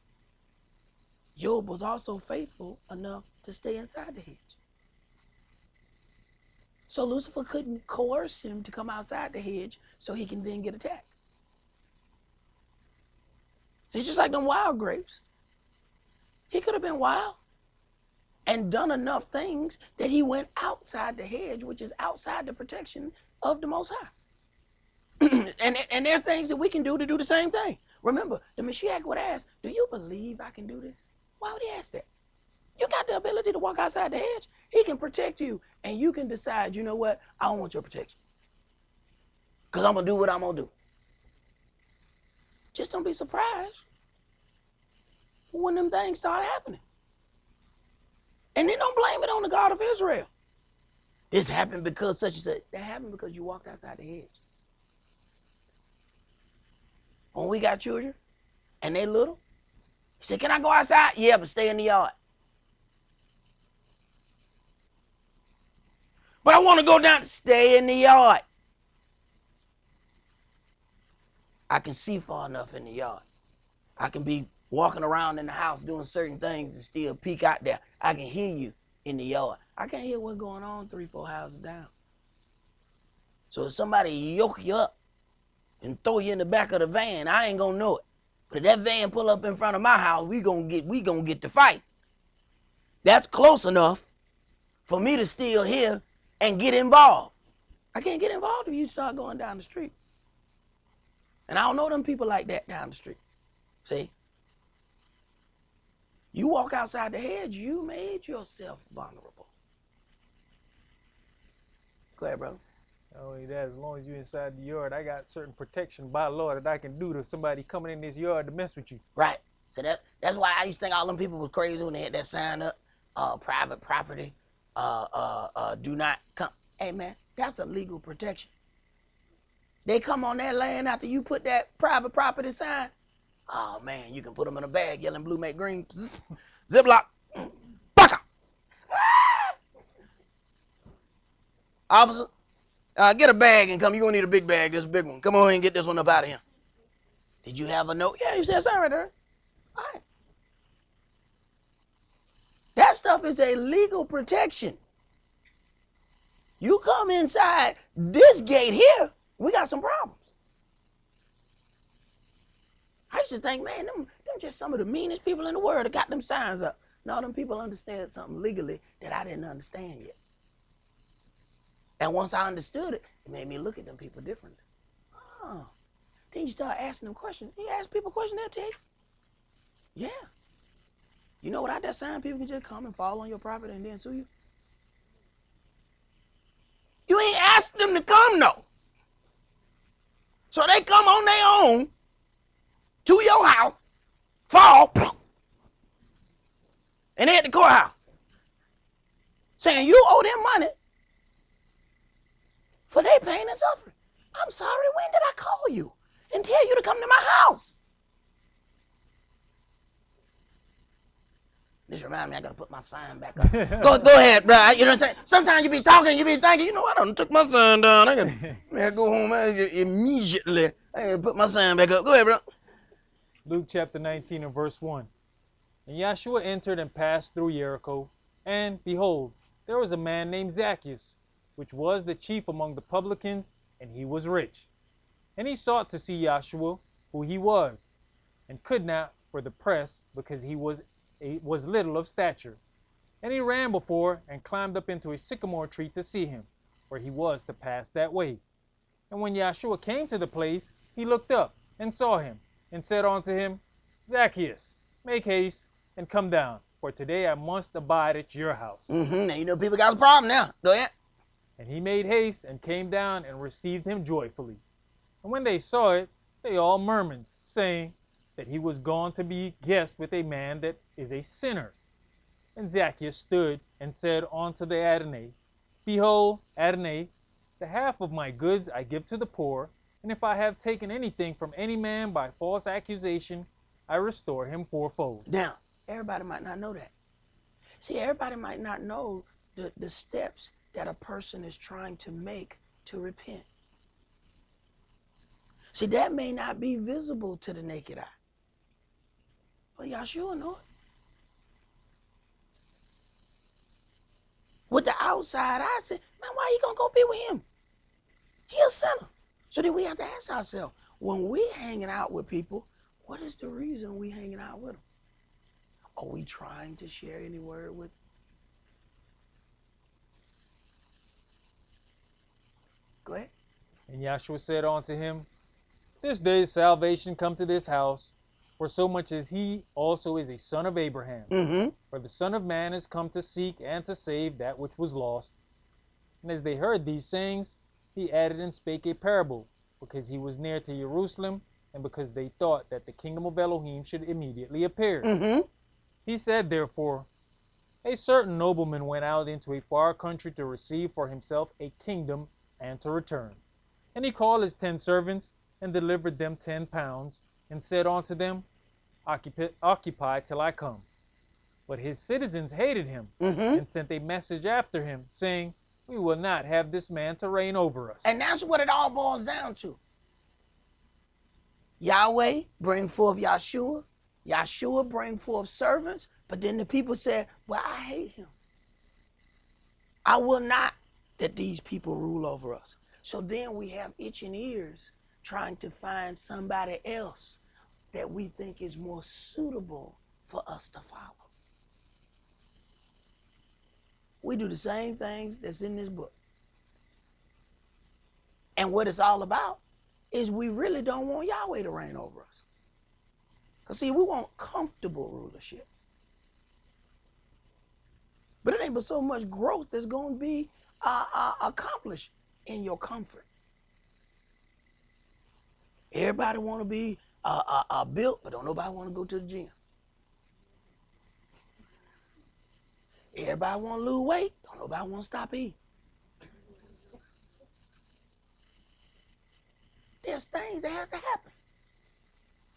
See, this is why, see, they got them quick things. Why don't you just go ahead and get that tummy surgery, and you can go in there and cut yourself all open, and you can lose 110 pounds in 26 days. Then you look like one of them dogs with all that extra meat going. Because see, now you done lost weight so fast that your skin didn't have time to go nowhere. And now you move to the left and you got them giblets all up under there. They just be moving. You look like some kind of turkey. That ain't even natural, man. And you see the people who lose weight like that, they don't even look right. Like, man, what is that? But you're not supposed to lose weight faster than your skin. They supposed to work together. Your skin supposed to be saying, all right, you know what, we losing weight. Okay, yeah, it look like we losing a little bit. Your skin ain't supposed to just wake up one day and be shocked. Ah, we lost 127 pounds. What am I do with all this skin? Then somebody got to pull all your skin back and staple it in the back so you can get... That's not natural. All that stuff's supposed to be happening gradually. But we want the shortcuts that come with this generation. See? That's why we want the salvation drive-through. Yeah, extra supersize that salvation, but I want you to hold the persecution. I don't want no persecution whatsoever. Yeah, but I want supersized salvation, please. Thank you. And this is fast food. You're going to have that in about 5 minutes, right? Because I ain't got time to wait on my salvation. Right. Read, brother. Verse 15. And it came to pass that when he was returned, having received the kingdom, then he commanded his servants to be called on to him, to whom he had given the money, that he might know how much every man had gained by trading. So then, even in the kingdom, there's situations about dealing in business and dealing accurately in business. So people say, well, you know, you won't mix money and God. Don't mix them two. That's what he talking about. Okay? Business. See, these lights don't stay on by themselves. See, when Georgia Power was sending that light bill, I can't just tell them, you know what, let's pray. No, they're going to tell me, let's pray in the dark. They don't turn these lights off. You play that game you want to. Somebody got to pay that light bill. Go ahead. Then came the first, saying, Adonai, your pound has gained 10 pounds. And he said unto him, well, you good servant, because you have been faithful in a very little, have you authority over 10 cities. And the second came, saying, Adonai, your pound has gained 5 pounds. And he said likewise to him, be you also over 5 cities. And another came, saying, Adonai, behold, here is your pound, which I have kept laid up in a napkin. For I feared you, because you are an austere man. You take up that you have laid not down, and reap that you did not sow. And he said unto him, out of your own mouth will I judge you. Right, stop. Out of your own mouth will I judge you. Sometimes people don't consider what it is they're saying. Say, have you even thought about the stuff that just came out of your mouth? Out of your own mouth, I'm going to judge you. Think about what you just said. Go ahead. You wicked servant, you knew that I was an austere man, taking up that I laid not down, and reaping that I did not sow. Wherefore then gave you not you my money into the bank, that at my coming I might have required mine own with interest. Mm-hmm. And he said unto them that stood by, take from him the pound, and give it to him that has 10 pounds. And they said unto him, Master, he has 10 pounds. Right. He already got too much. Why you going to get him something else? Go ahead. For I say unto you, that unto everyone which has shall be given, and from him that has not, even that he has shall be taken away from him. Mm-hmm. So that what you think you're doing to make things easier, you're actually making things worse. Go ahead. But those mine enemies, which would not that I should reign over them, bring hither, and slay them before me. Right. They would not that I should reign over them. Why? Because they wouldn't accept the servant that I sent. See, nobody believes that they're actually denying Yahshua. Nobody believes that they're actually denying Yahweh. They believe that they're denying the physical person that they see, not understanding that that person is standing in the stead of Yahweh doing his bidding. When you refuse them, you refuse Yahweh. When you refuse the Mashiach, you refuse the Father. And how do you know who those people are? The word is a spirit. You judge the spirit of what's coming out of their mouth by the spirit of what's in this book. And if those two things do not bear record of one another, there's something wrong with that messenger. But what we get more into is listening to the individual, but we never have enough word to judge that by. See, in Christianity, this has already been about 46 sermons. All right, we done already read 46 sermons worth of stuff. See, what you're going to hear is mostly the individual talking, but no reading. Man, I went to church for a decade. I never heard anybody read a whole chapter of anything. I went to Bible study and they didn't read a whole chapter of anything. It's Bible study. How can you study the Bible if we don't read the Bible? They still preaching. Song and dance and hey, let's at least go through a whole chapter or at least a complete thought of something. If all you're going to give me is 2 or 3 verses at a time, you ain't never going to learn nothing like that. It's like watching 3 minutes of your favorite show. Man, you don't know what happened on that show. That's why we like binge watching, so we can watch like 8, 9 of them back to back. And most of the time with no commercials. We're like, no, I don't want to watch yet. Let me just wait till the middle of the season, then I'm going to catch up in one weekend. I'm on watching 9 episodes. I ain't going nowhere on Sunday. Right. We'll spend a whole day catching up. But what? You're going to get every part of what's going on in those episodes.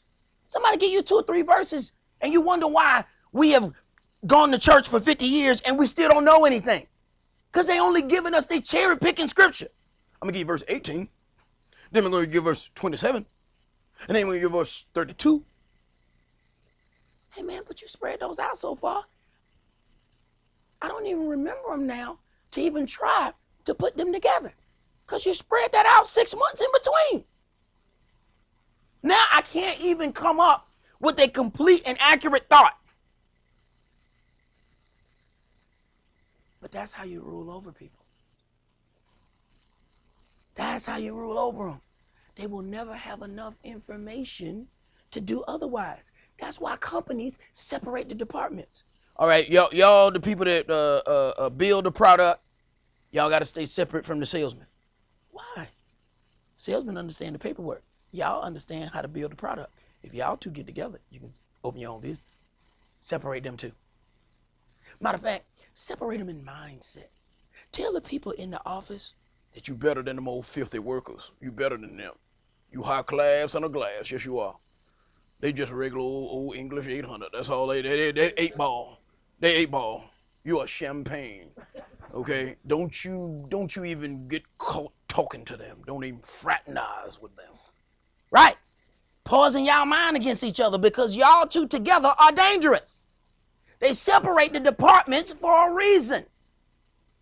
In all the places where I've talked to people who started their own business, I said, how did you start this business? They said they all answered the same way. Oh, I used to do this at another business. Excuse me? So you used to do this somewhere else, working for somebody else? Yes. So what do the people then do? Now that I've started my own business, how can I keep the other people from doing what I did? Separate them. And there are people that teach them how to do that. There's companies that will come in, separate this, separate that, separate this, do this, and you'll always have these people working under you. And there's companies that get paid to do that. Let me come in your business, and I'm going to show you how to get the most out of each department, out of each individual. Well, first of all, you got to split some of this up. They need to feel differently. There's a house slave and there's a field slave. The thought process goes way back. Totally different mindsets between the house slave and the field slave. You got to try and keep those people at odds with one another. They must not know that they are the same. They must believe that they are different. Therein lies your rulership, if they think differently. Go ahead, bro. That was it right there. Let's go to where we at? 1 Samuel chapter 8.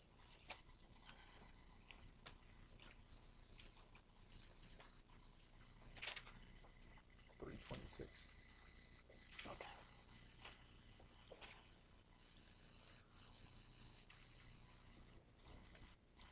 1 Samuel chapter 8, and we're going to start that at verse 1.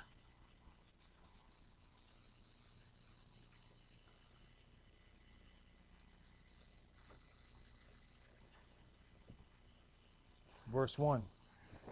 And it came to pass, when Samuel was old, that he made his sons judge over Israel. Now the name of his firstborn was Joel, and the name of his second, Abiah. They were judges in Beersheba. And his sons walked not in his ways, but turned aside after lucre, and took bribes and perverted judgment. And you find this so many times that you have a righteous leader, and then you look at the sons, and they just have foul mindsets. And some of those things you have to wonder if the people ended up having some kind of different thought process because this is the leader's son. Let's not say anything to him because that's the leader's son. So do they get even more foul and degenerate because nobody says anything to them? Because it just gets worse and worse. You keep reading about these leaders who were doing one thing and then their sons were on some totally different page. And you know they knew better. They had a father who taught in the word. How they gonna not know? Go ahead. Then all the elders of Israel gathered themselves together and came to Samuel unto Ramah, and said unto him, Behold, you are old, and your sons walk not in your ways.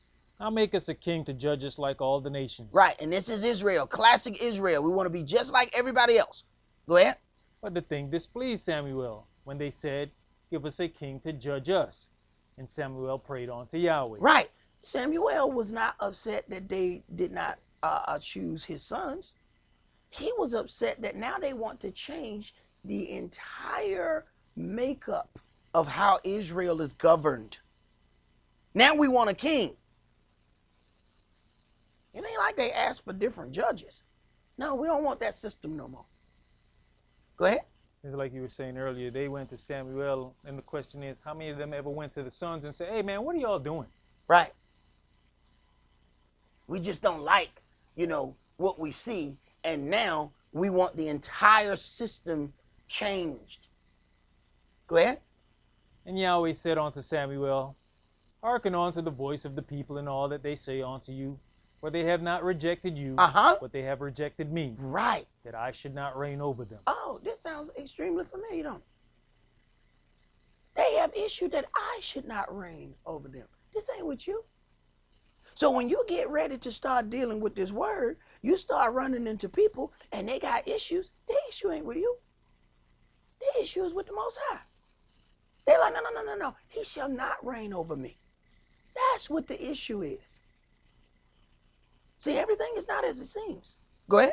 According to all the works which they have done since the day that I brought them up out of Egypt, even unto this day, where they have forsaken me and served other gods, so do they also unto you. Mm-hmm. Now therefore hearken unto their voice. Now, you have to pay attention to what Yahweh says. Go ahead and listen to him. So you got to understand the power that you have of being Israel. You can turn around and ask for something that Yahweh knows is going to destroy you, but you're so adamant about it that he go ahead and give it to you. Instead of asking, Yahweh, is it your will that I have this? If it be your will, give me this thing. If this thing is going to destroy me, please do not give it to me. I trust your judgment, Yahweh. You are my Elohim. You are my King. I know I asked this thing of you, but you have knowledge that I do not have. Sometimes we pray the wrong way. Go ahead. Now therefore hearken unto their voice, howbeit yet protest solemnly unto them, and show them the manner of the king that shall reign over them. Mm-hmm. And Samuel told all the words of Yahweh unto the people that asked of him a king. And he said, this will be the manner of the king that shall reign over you. He will take your sons and appoint them for himself, for his chariots, and to be his horsemen, and some shall run before his chariots. If they run before his chariots, they're going to be the first ones to die. Okay? So read in between the lines right here. He's going to make them soldiers. Soldiers are the first one to die. Foot soldiers are the very first to die. The brothers were talking about, I think last week, about joining the military and why some of them was trying to score as high as they could on their test because they get to go in the military at a certain rank in certain places. The lower you score, the faster you get to be a footman. The people who score high on their, what that, the ASVAB? Mm-hmm. You know what we go? Yeah, the higher you score, the more protected place you have in servitude. So you get to serve way back. Or you get to serve on top of the hill. Or you get to be in the plains. See? That's why some people might be like, oh, man, I'm gonna take this test real serious. Don't just go take the test. Let's get ourselves together before we take the test. Because it dictates your level of servitude. So if you're the footman, you're the first one. You're the first one they shoot at. So sometimes we read this, but we go a little bit too fast and don't understand. He's going to appoint your sons to run in front of his chariot. Go ahead. Verse 12. And he will appoint him captains over thousands and captains over 50s, and will set them to ear his ground, and to reap his harvest, and to make his instruments of war, and instruments of his chariots. And he will take your daughters to be confectionaries, and to be cooks, and to be bakers. And he will take your fields, and your vineyards, and your olive yards, even the best of them, and give them to his servants. He's going to take the best of your stuff to give to his servants. Go ahead. And he will take the tenth of your seed and of your vineyards, and give to his officers and to his servants. And he will take your men servants and your maid servants, and your goodliest young men and your asses, and put them to his work. All right. Verse 14, and he will take your field, 15, and he will take the tenth of your seed. Now, you already have a tithe going to Yahweh. He going to take another tithe for himself.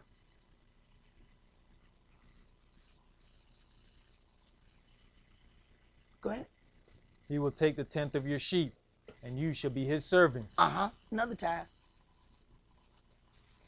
Go ahead. And you shall cry out in that day because of your king, which you shall have chosen you. You chose. This ain't my doing now. This is stuff you asking for. Go ahead. And Yahweh will not hear you in that day. I ain't gonna hear you now. Cause this is what you asked for. So I'm gonna turn my holy hearing aid. I'm gonna turn that off. I'm gonna make sure I don't hear you crying. Cause this is what you asked for. Go ahead. Nevertheless, the people refused to obey the voice of Samuel. Of course they did. And they said, "No, but we will have a king over us." Yeah. That's stuff you say. That's all fine and dandy. But give us what we want, please. Thank you. Go ahead. That we also may be like all the nations, Uh-huh. and that our king may judge us and go out before us and fight our battles. And Samuel heard all the words of the people, and he rehearsed them in the ears of Yahweh. And Yahweh said to Samuel, "Hearken unto their voice, Uh-huh. and make them a king."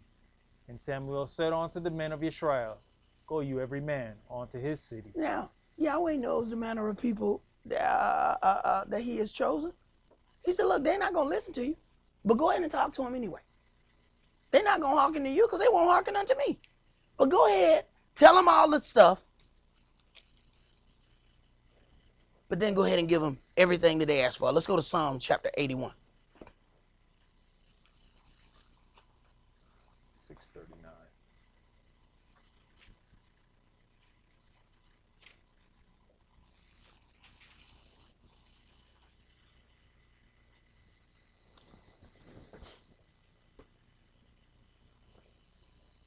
Psalm 81 and verse 1. Sing aloud unto Elohim our strength. Make a joyful noise unto the Elohim of Jacob. Take a psalm and bring hither the timbrel, the pleasant harp with the psaltery. Blow up the trumpet in the new moon, in the time appointed, on our solemn feast day. For this was a statute for Israel, and a law of the Elohim of Jacob. This he ordained in Joseph for a testimony, when he went out through the land of Egypt, where I heard a language that I understood not. I removed his shoulder from the burden, his hands were delivered from the pots. You calleth in trouble, and I delivered you. I answered you in the secret place of thunder. I proved you at the waters of Meribah. Hear, O my people, and I'll testify unto you, O Israel, if you will hearken unto me. There shall no strange God be in you, neither shall you worship any strange God. Right. This is part of a punishment. He says, if you don't serve me in my land, then I'm going to send you to serve strangers in their land. You will serve gods of wood and stone. Wood is the cross. The stone is the asteroid that they say fell from heaven, which is the symbol of Islam. The two biggest religions that eat up the children of Israel is Christianity and Islam. And both of them enslaved our people. The Christians ran slavery and the Muslims ran slavery before them. So all we're doing is running back to the people who enslaved us. Go ahead. I am Yahweh your Elohim, which brought you out of the land of Egypt. Open your mouth wide, and I will fill it. But my people will not hearken to my voice, and Israel would none of me. So I gave them up unto their own heart's lust, and they walked in their own counsels. Right. Same thing he ended up saying with Samuel. Go ahead and tell them, but they're not going to listen to you. They are not people that you can reason with. We got to learn the hard way. Go ahead and tell them, but they're not going to listen. He said, Israel with none of me. They ain't going to hear me. Go ahead. Oh, that my people had hearkened unto me, and Israel had walked in my ways. I should soon have subdued their enemies and turned my hand against their adversaries. The haters of Yahweh should have submitted themselves unto him, but their time should have endured forever. He should have fed them also with the finest of the wheat, and with honey out of the rock should I have satisfied you. Back up to chapter Psalm 80 and start at verse 1. Give ear, O shepherd of Israel, you that leadeth yourself like a flock, you that dwelleth between the cherubims, shine forth. Before Ephraim and Benjamin and Manasseh stir up your strength, and come and save us. Turn us again, O Elohim, and cause your face to shine, and we shall be saved. O Yahweh Elohim of hosts, how long will you be angry against the prayer of your people? You feed them with the bread of tears, and give them tears to drink in great measure. You make us a strife unto our neighbors, and our enemies laugh among themselves. Turn us again, O Elohim of hosts, and cause your face to shine, and we shall be saved. You have brought a vine out of Egypt. you have cast out the heathen and planted it. You prepared room before it and did cause it to take deep root, and it filled the land.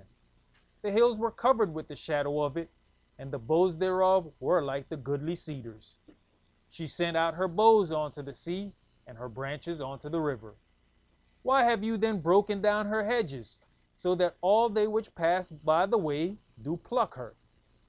The boar out of the wood does waste it, and the wild beast of the field does devour it. So as the hedges is removed, now you see all the people having their way with Israel. But see, that is a spiritual thing. Even to this day, you have all of these, people will come out and they see all of the problems that we have, as people, and none of the people come and present, maybe we should get back to keeping the commandments. And you have most of those forums happen at church. So I find it very interesting that even the pastors don't suggest, maybe we, should refine our walk with the Most High. But we want to come up with these forums. We want to do a 1,000,000-man march. We got to, and what happened after that? I mean, it was cute. But what happened? And here you got Hebrews want to do the same thing. Now we want to do a 1,000,000-man Hebrew march. We have 1,000,000 kufis. And then what you going to do after that?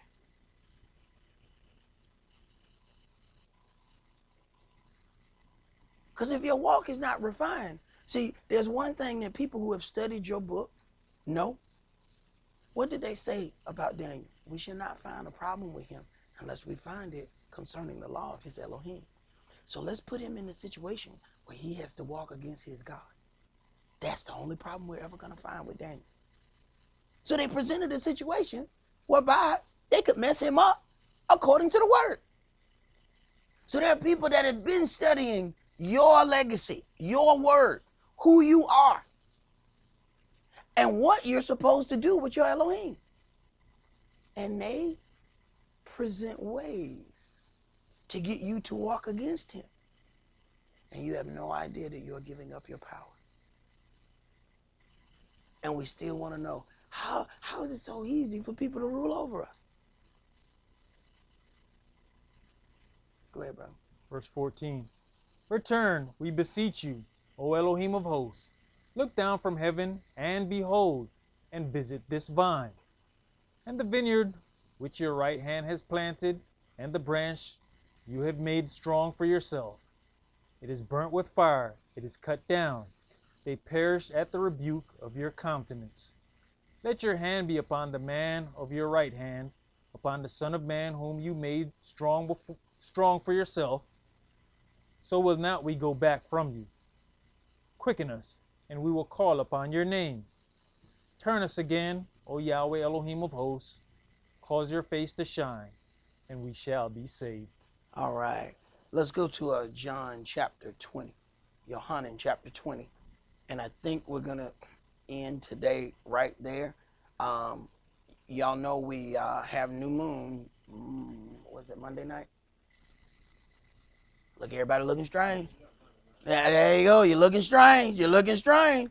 Look at. Hey, brother, when brother put his head out the media room door, wait a minute.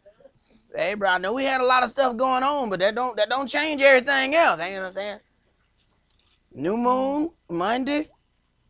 And honestly, we'll probably start, I'm going to say 8 o'clock, but y'all know it's going to be CPT time.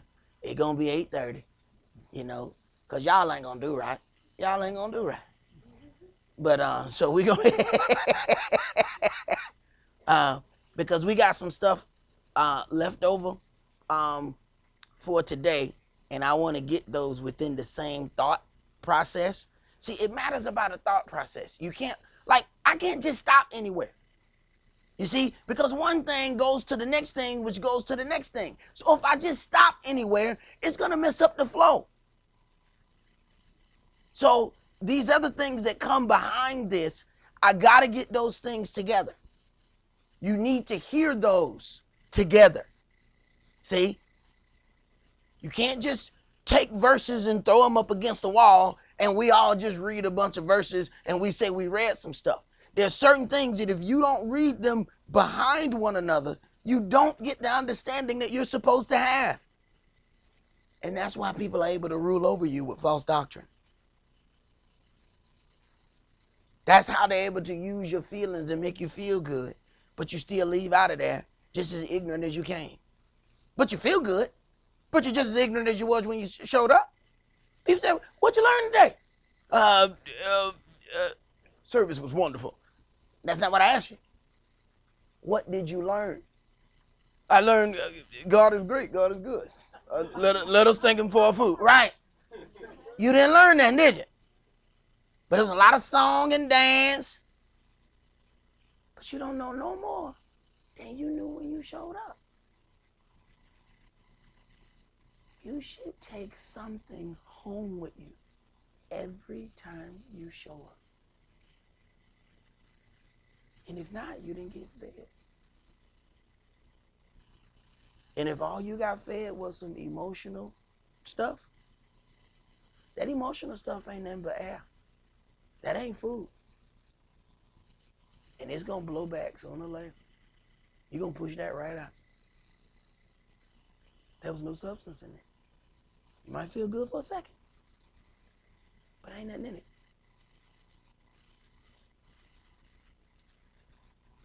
Where we going, brother? Yohanan chapter 20. And let's start that at verse 19.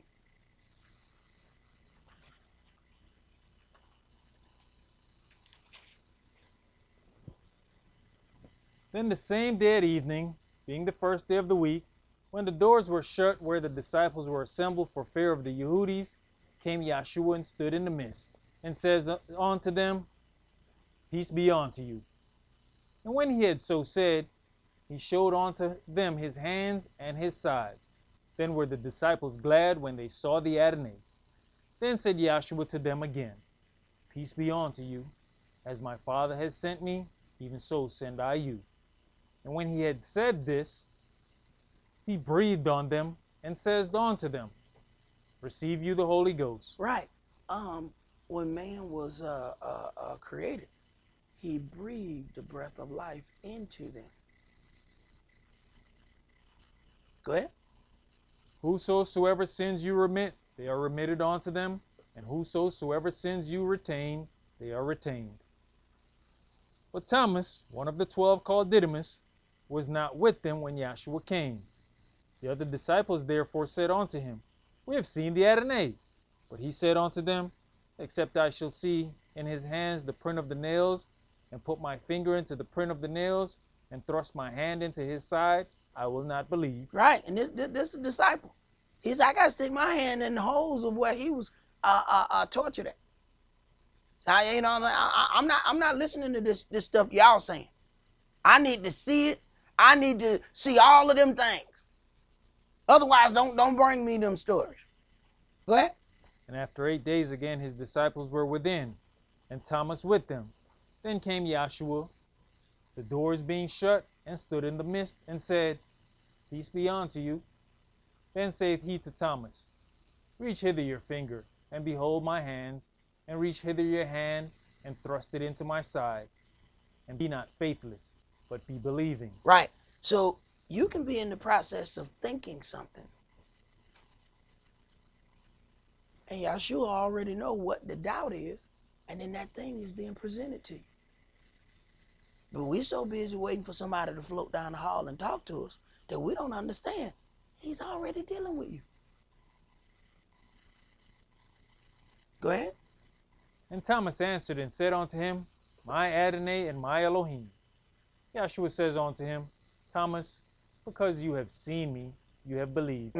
Blessed are they that have not seen and yet have believed. Right. And you have to consider all of the people who are outside of this word and all of the things that they want to be displayed for them to believe. Well, do this and I believe. Well, show me that and show me this and show me that. But Yahshua said, blessed are those who have not seen and believe. When it talks about, you have some of these, especially Sunday churches who have so-called classes on how to speak in tongues. And when you read about the tongues, it says tongues are a sign for non-believers. It's not a sign for believers. That's for unbelievers. Yet everybody claim they're a believer, and the first thing they want to do is see somebody speak in tongues. And we don't even follow it according to the book. And this is all New Testament. It says if somebody's speaking in tongues, somebody else should be standing there to interpret it. But all you got to do, watch how people pass out.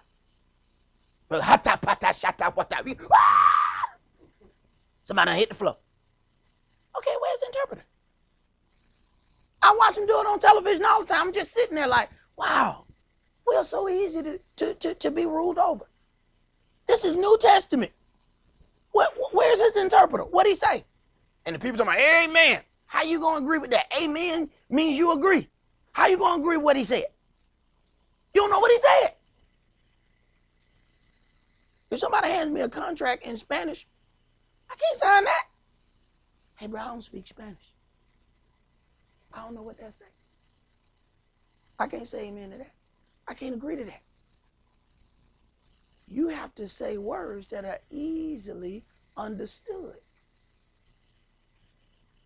But we like it when people sound articulate. We like it when they use big words. Oh, it sounds real good.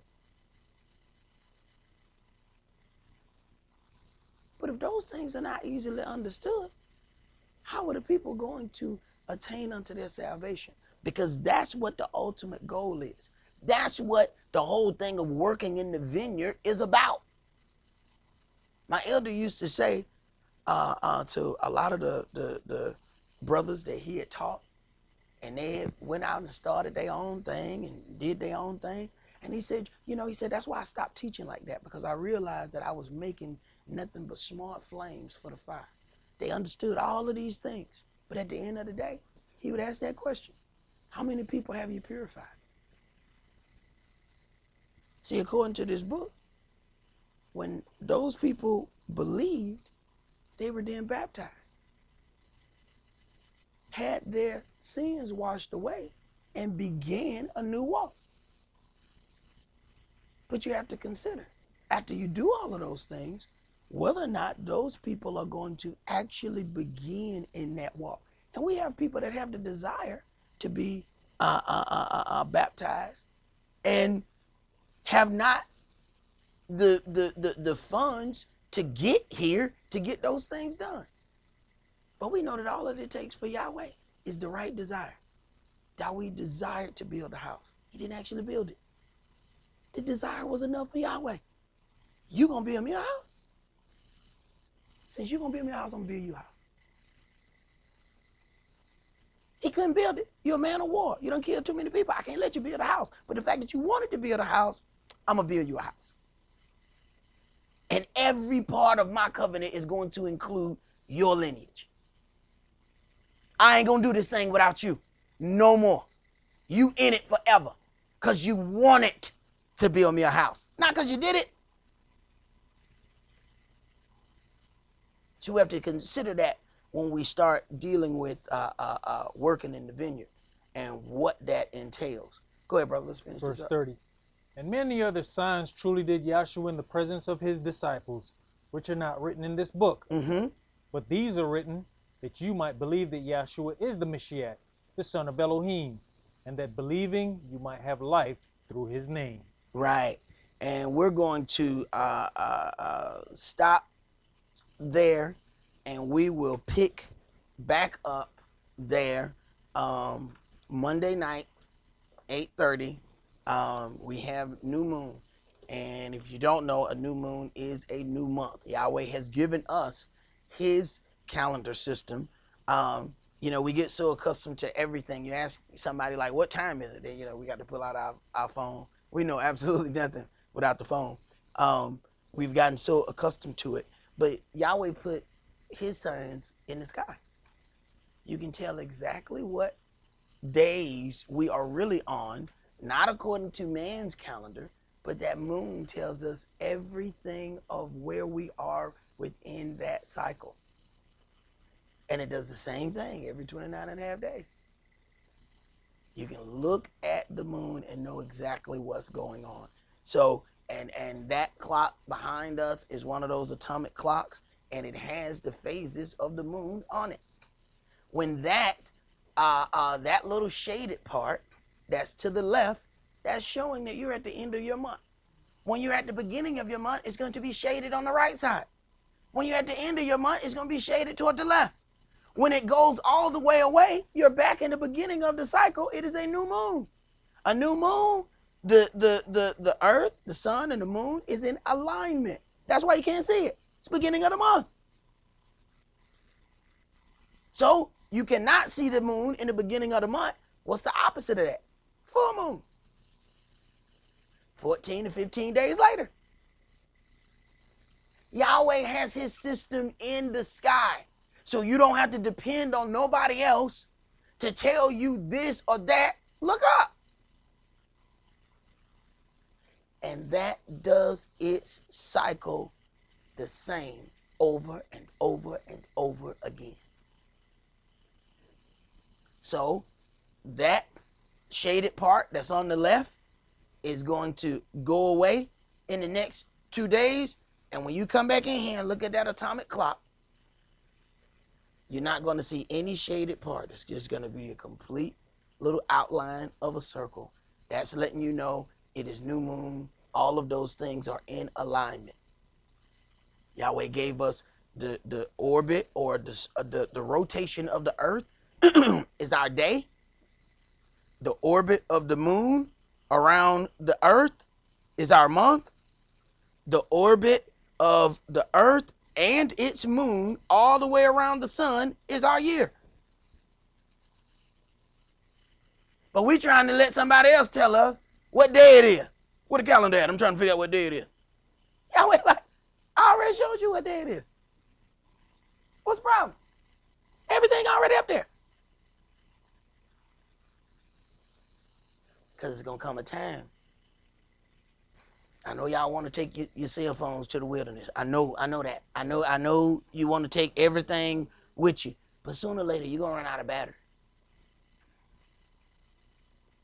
And when you want to know what day it is, look up. See, when you start reading in this book and they said, well, meet me in 2 moon cycles. What are you talking about? They knew exactly when to go and meet one another. They knew exactly because they go by the same clock.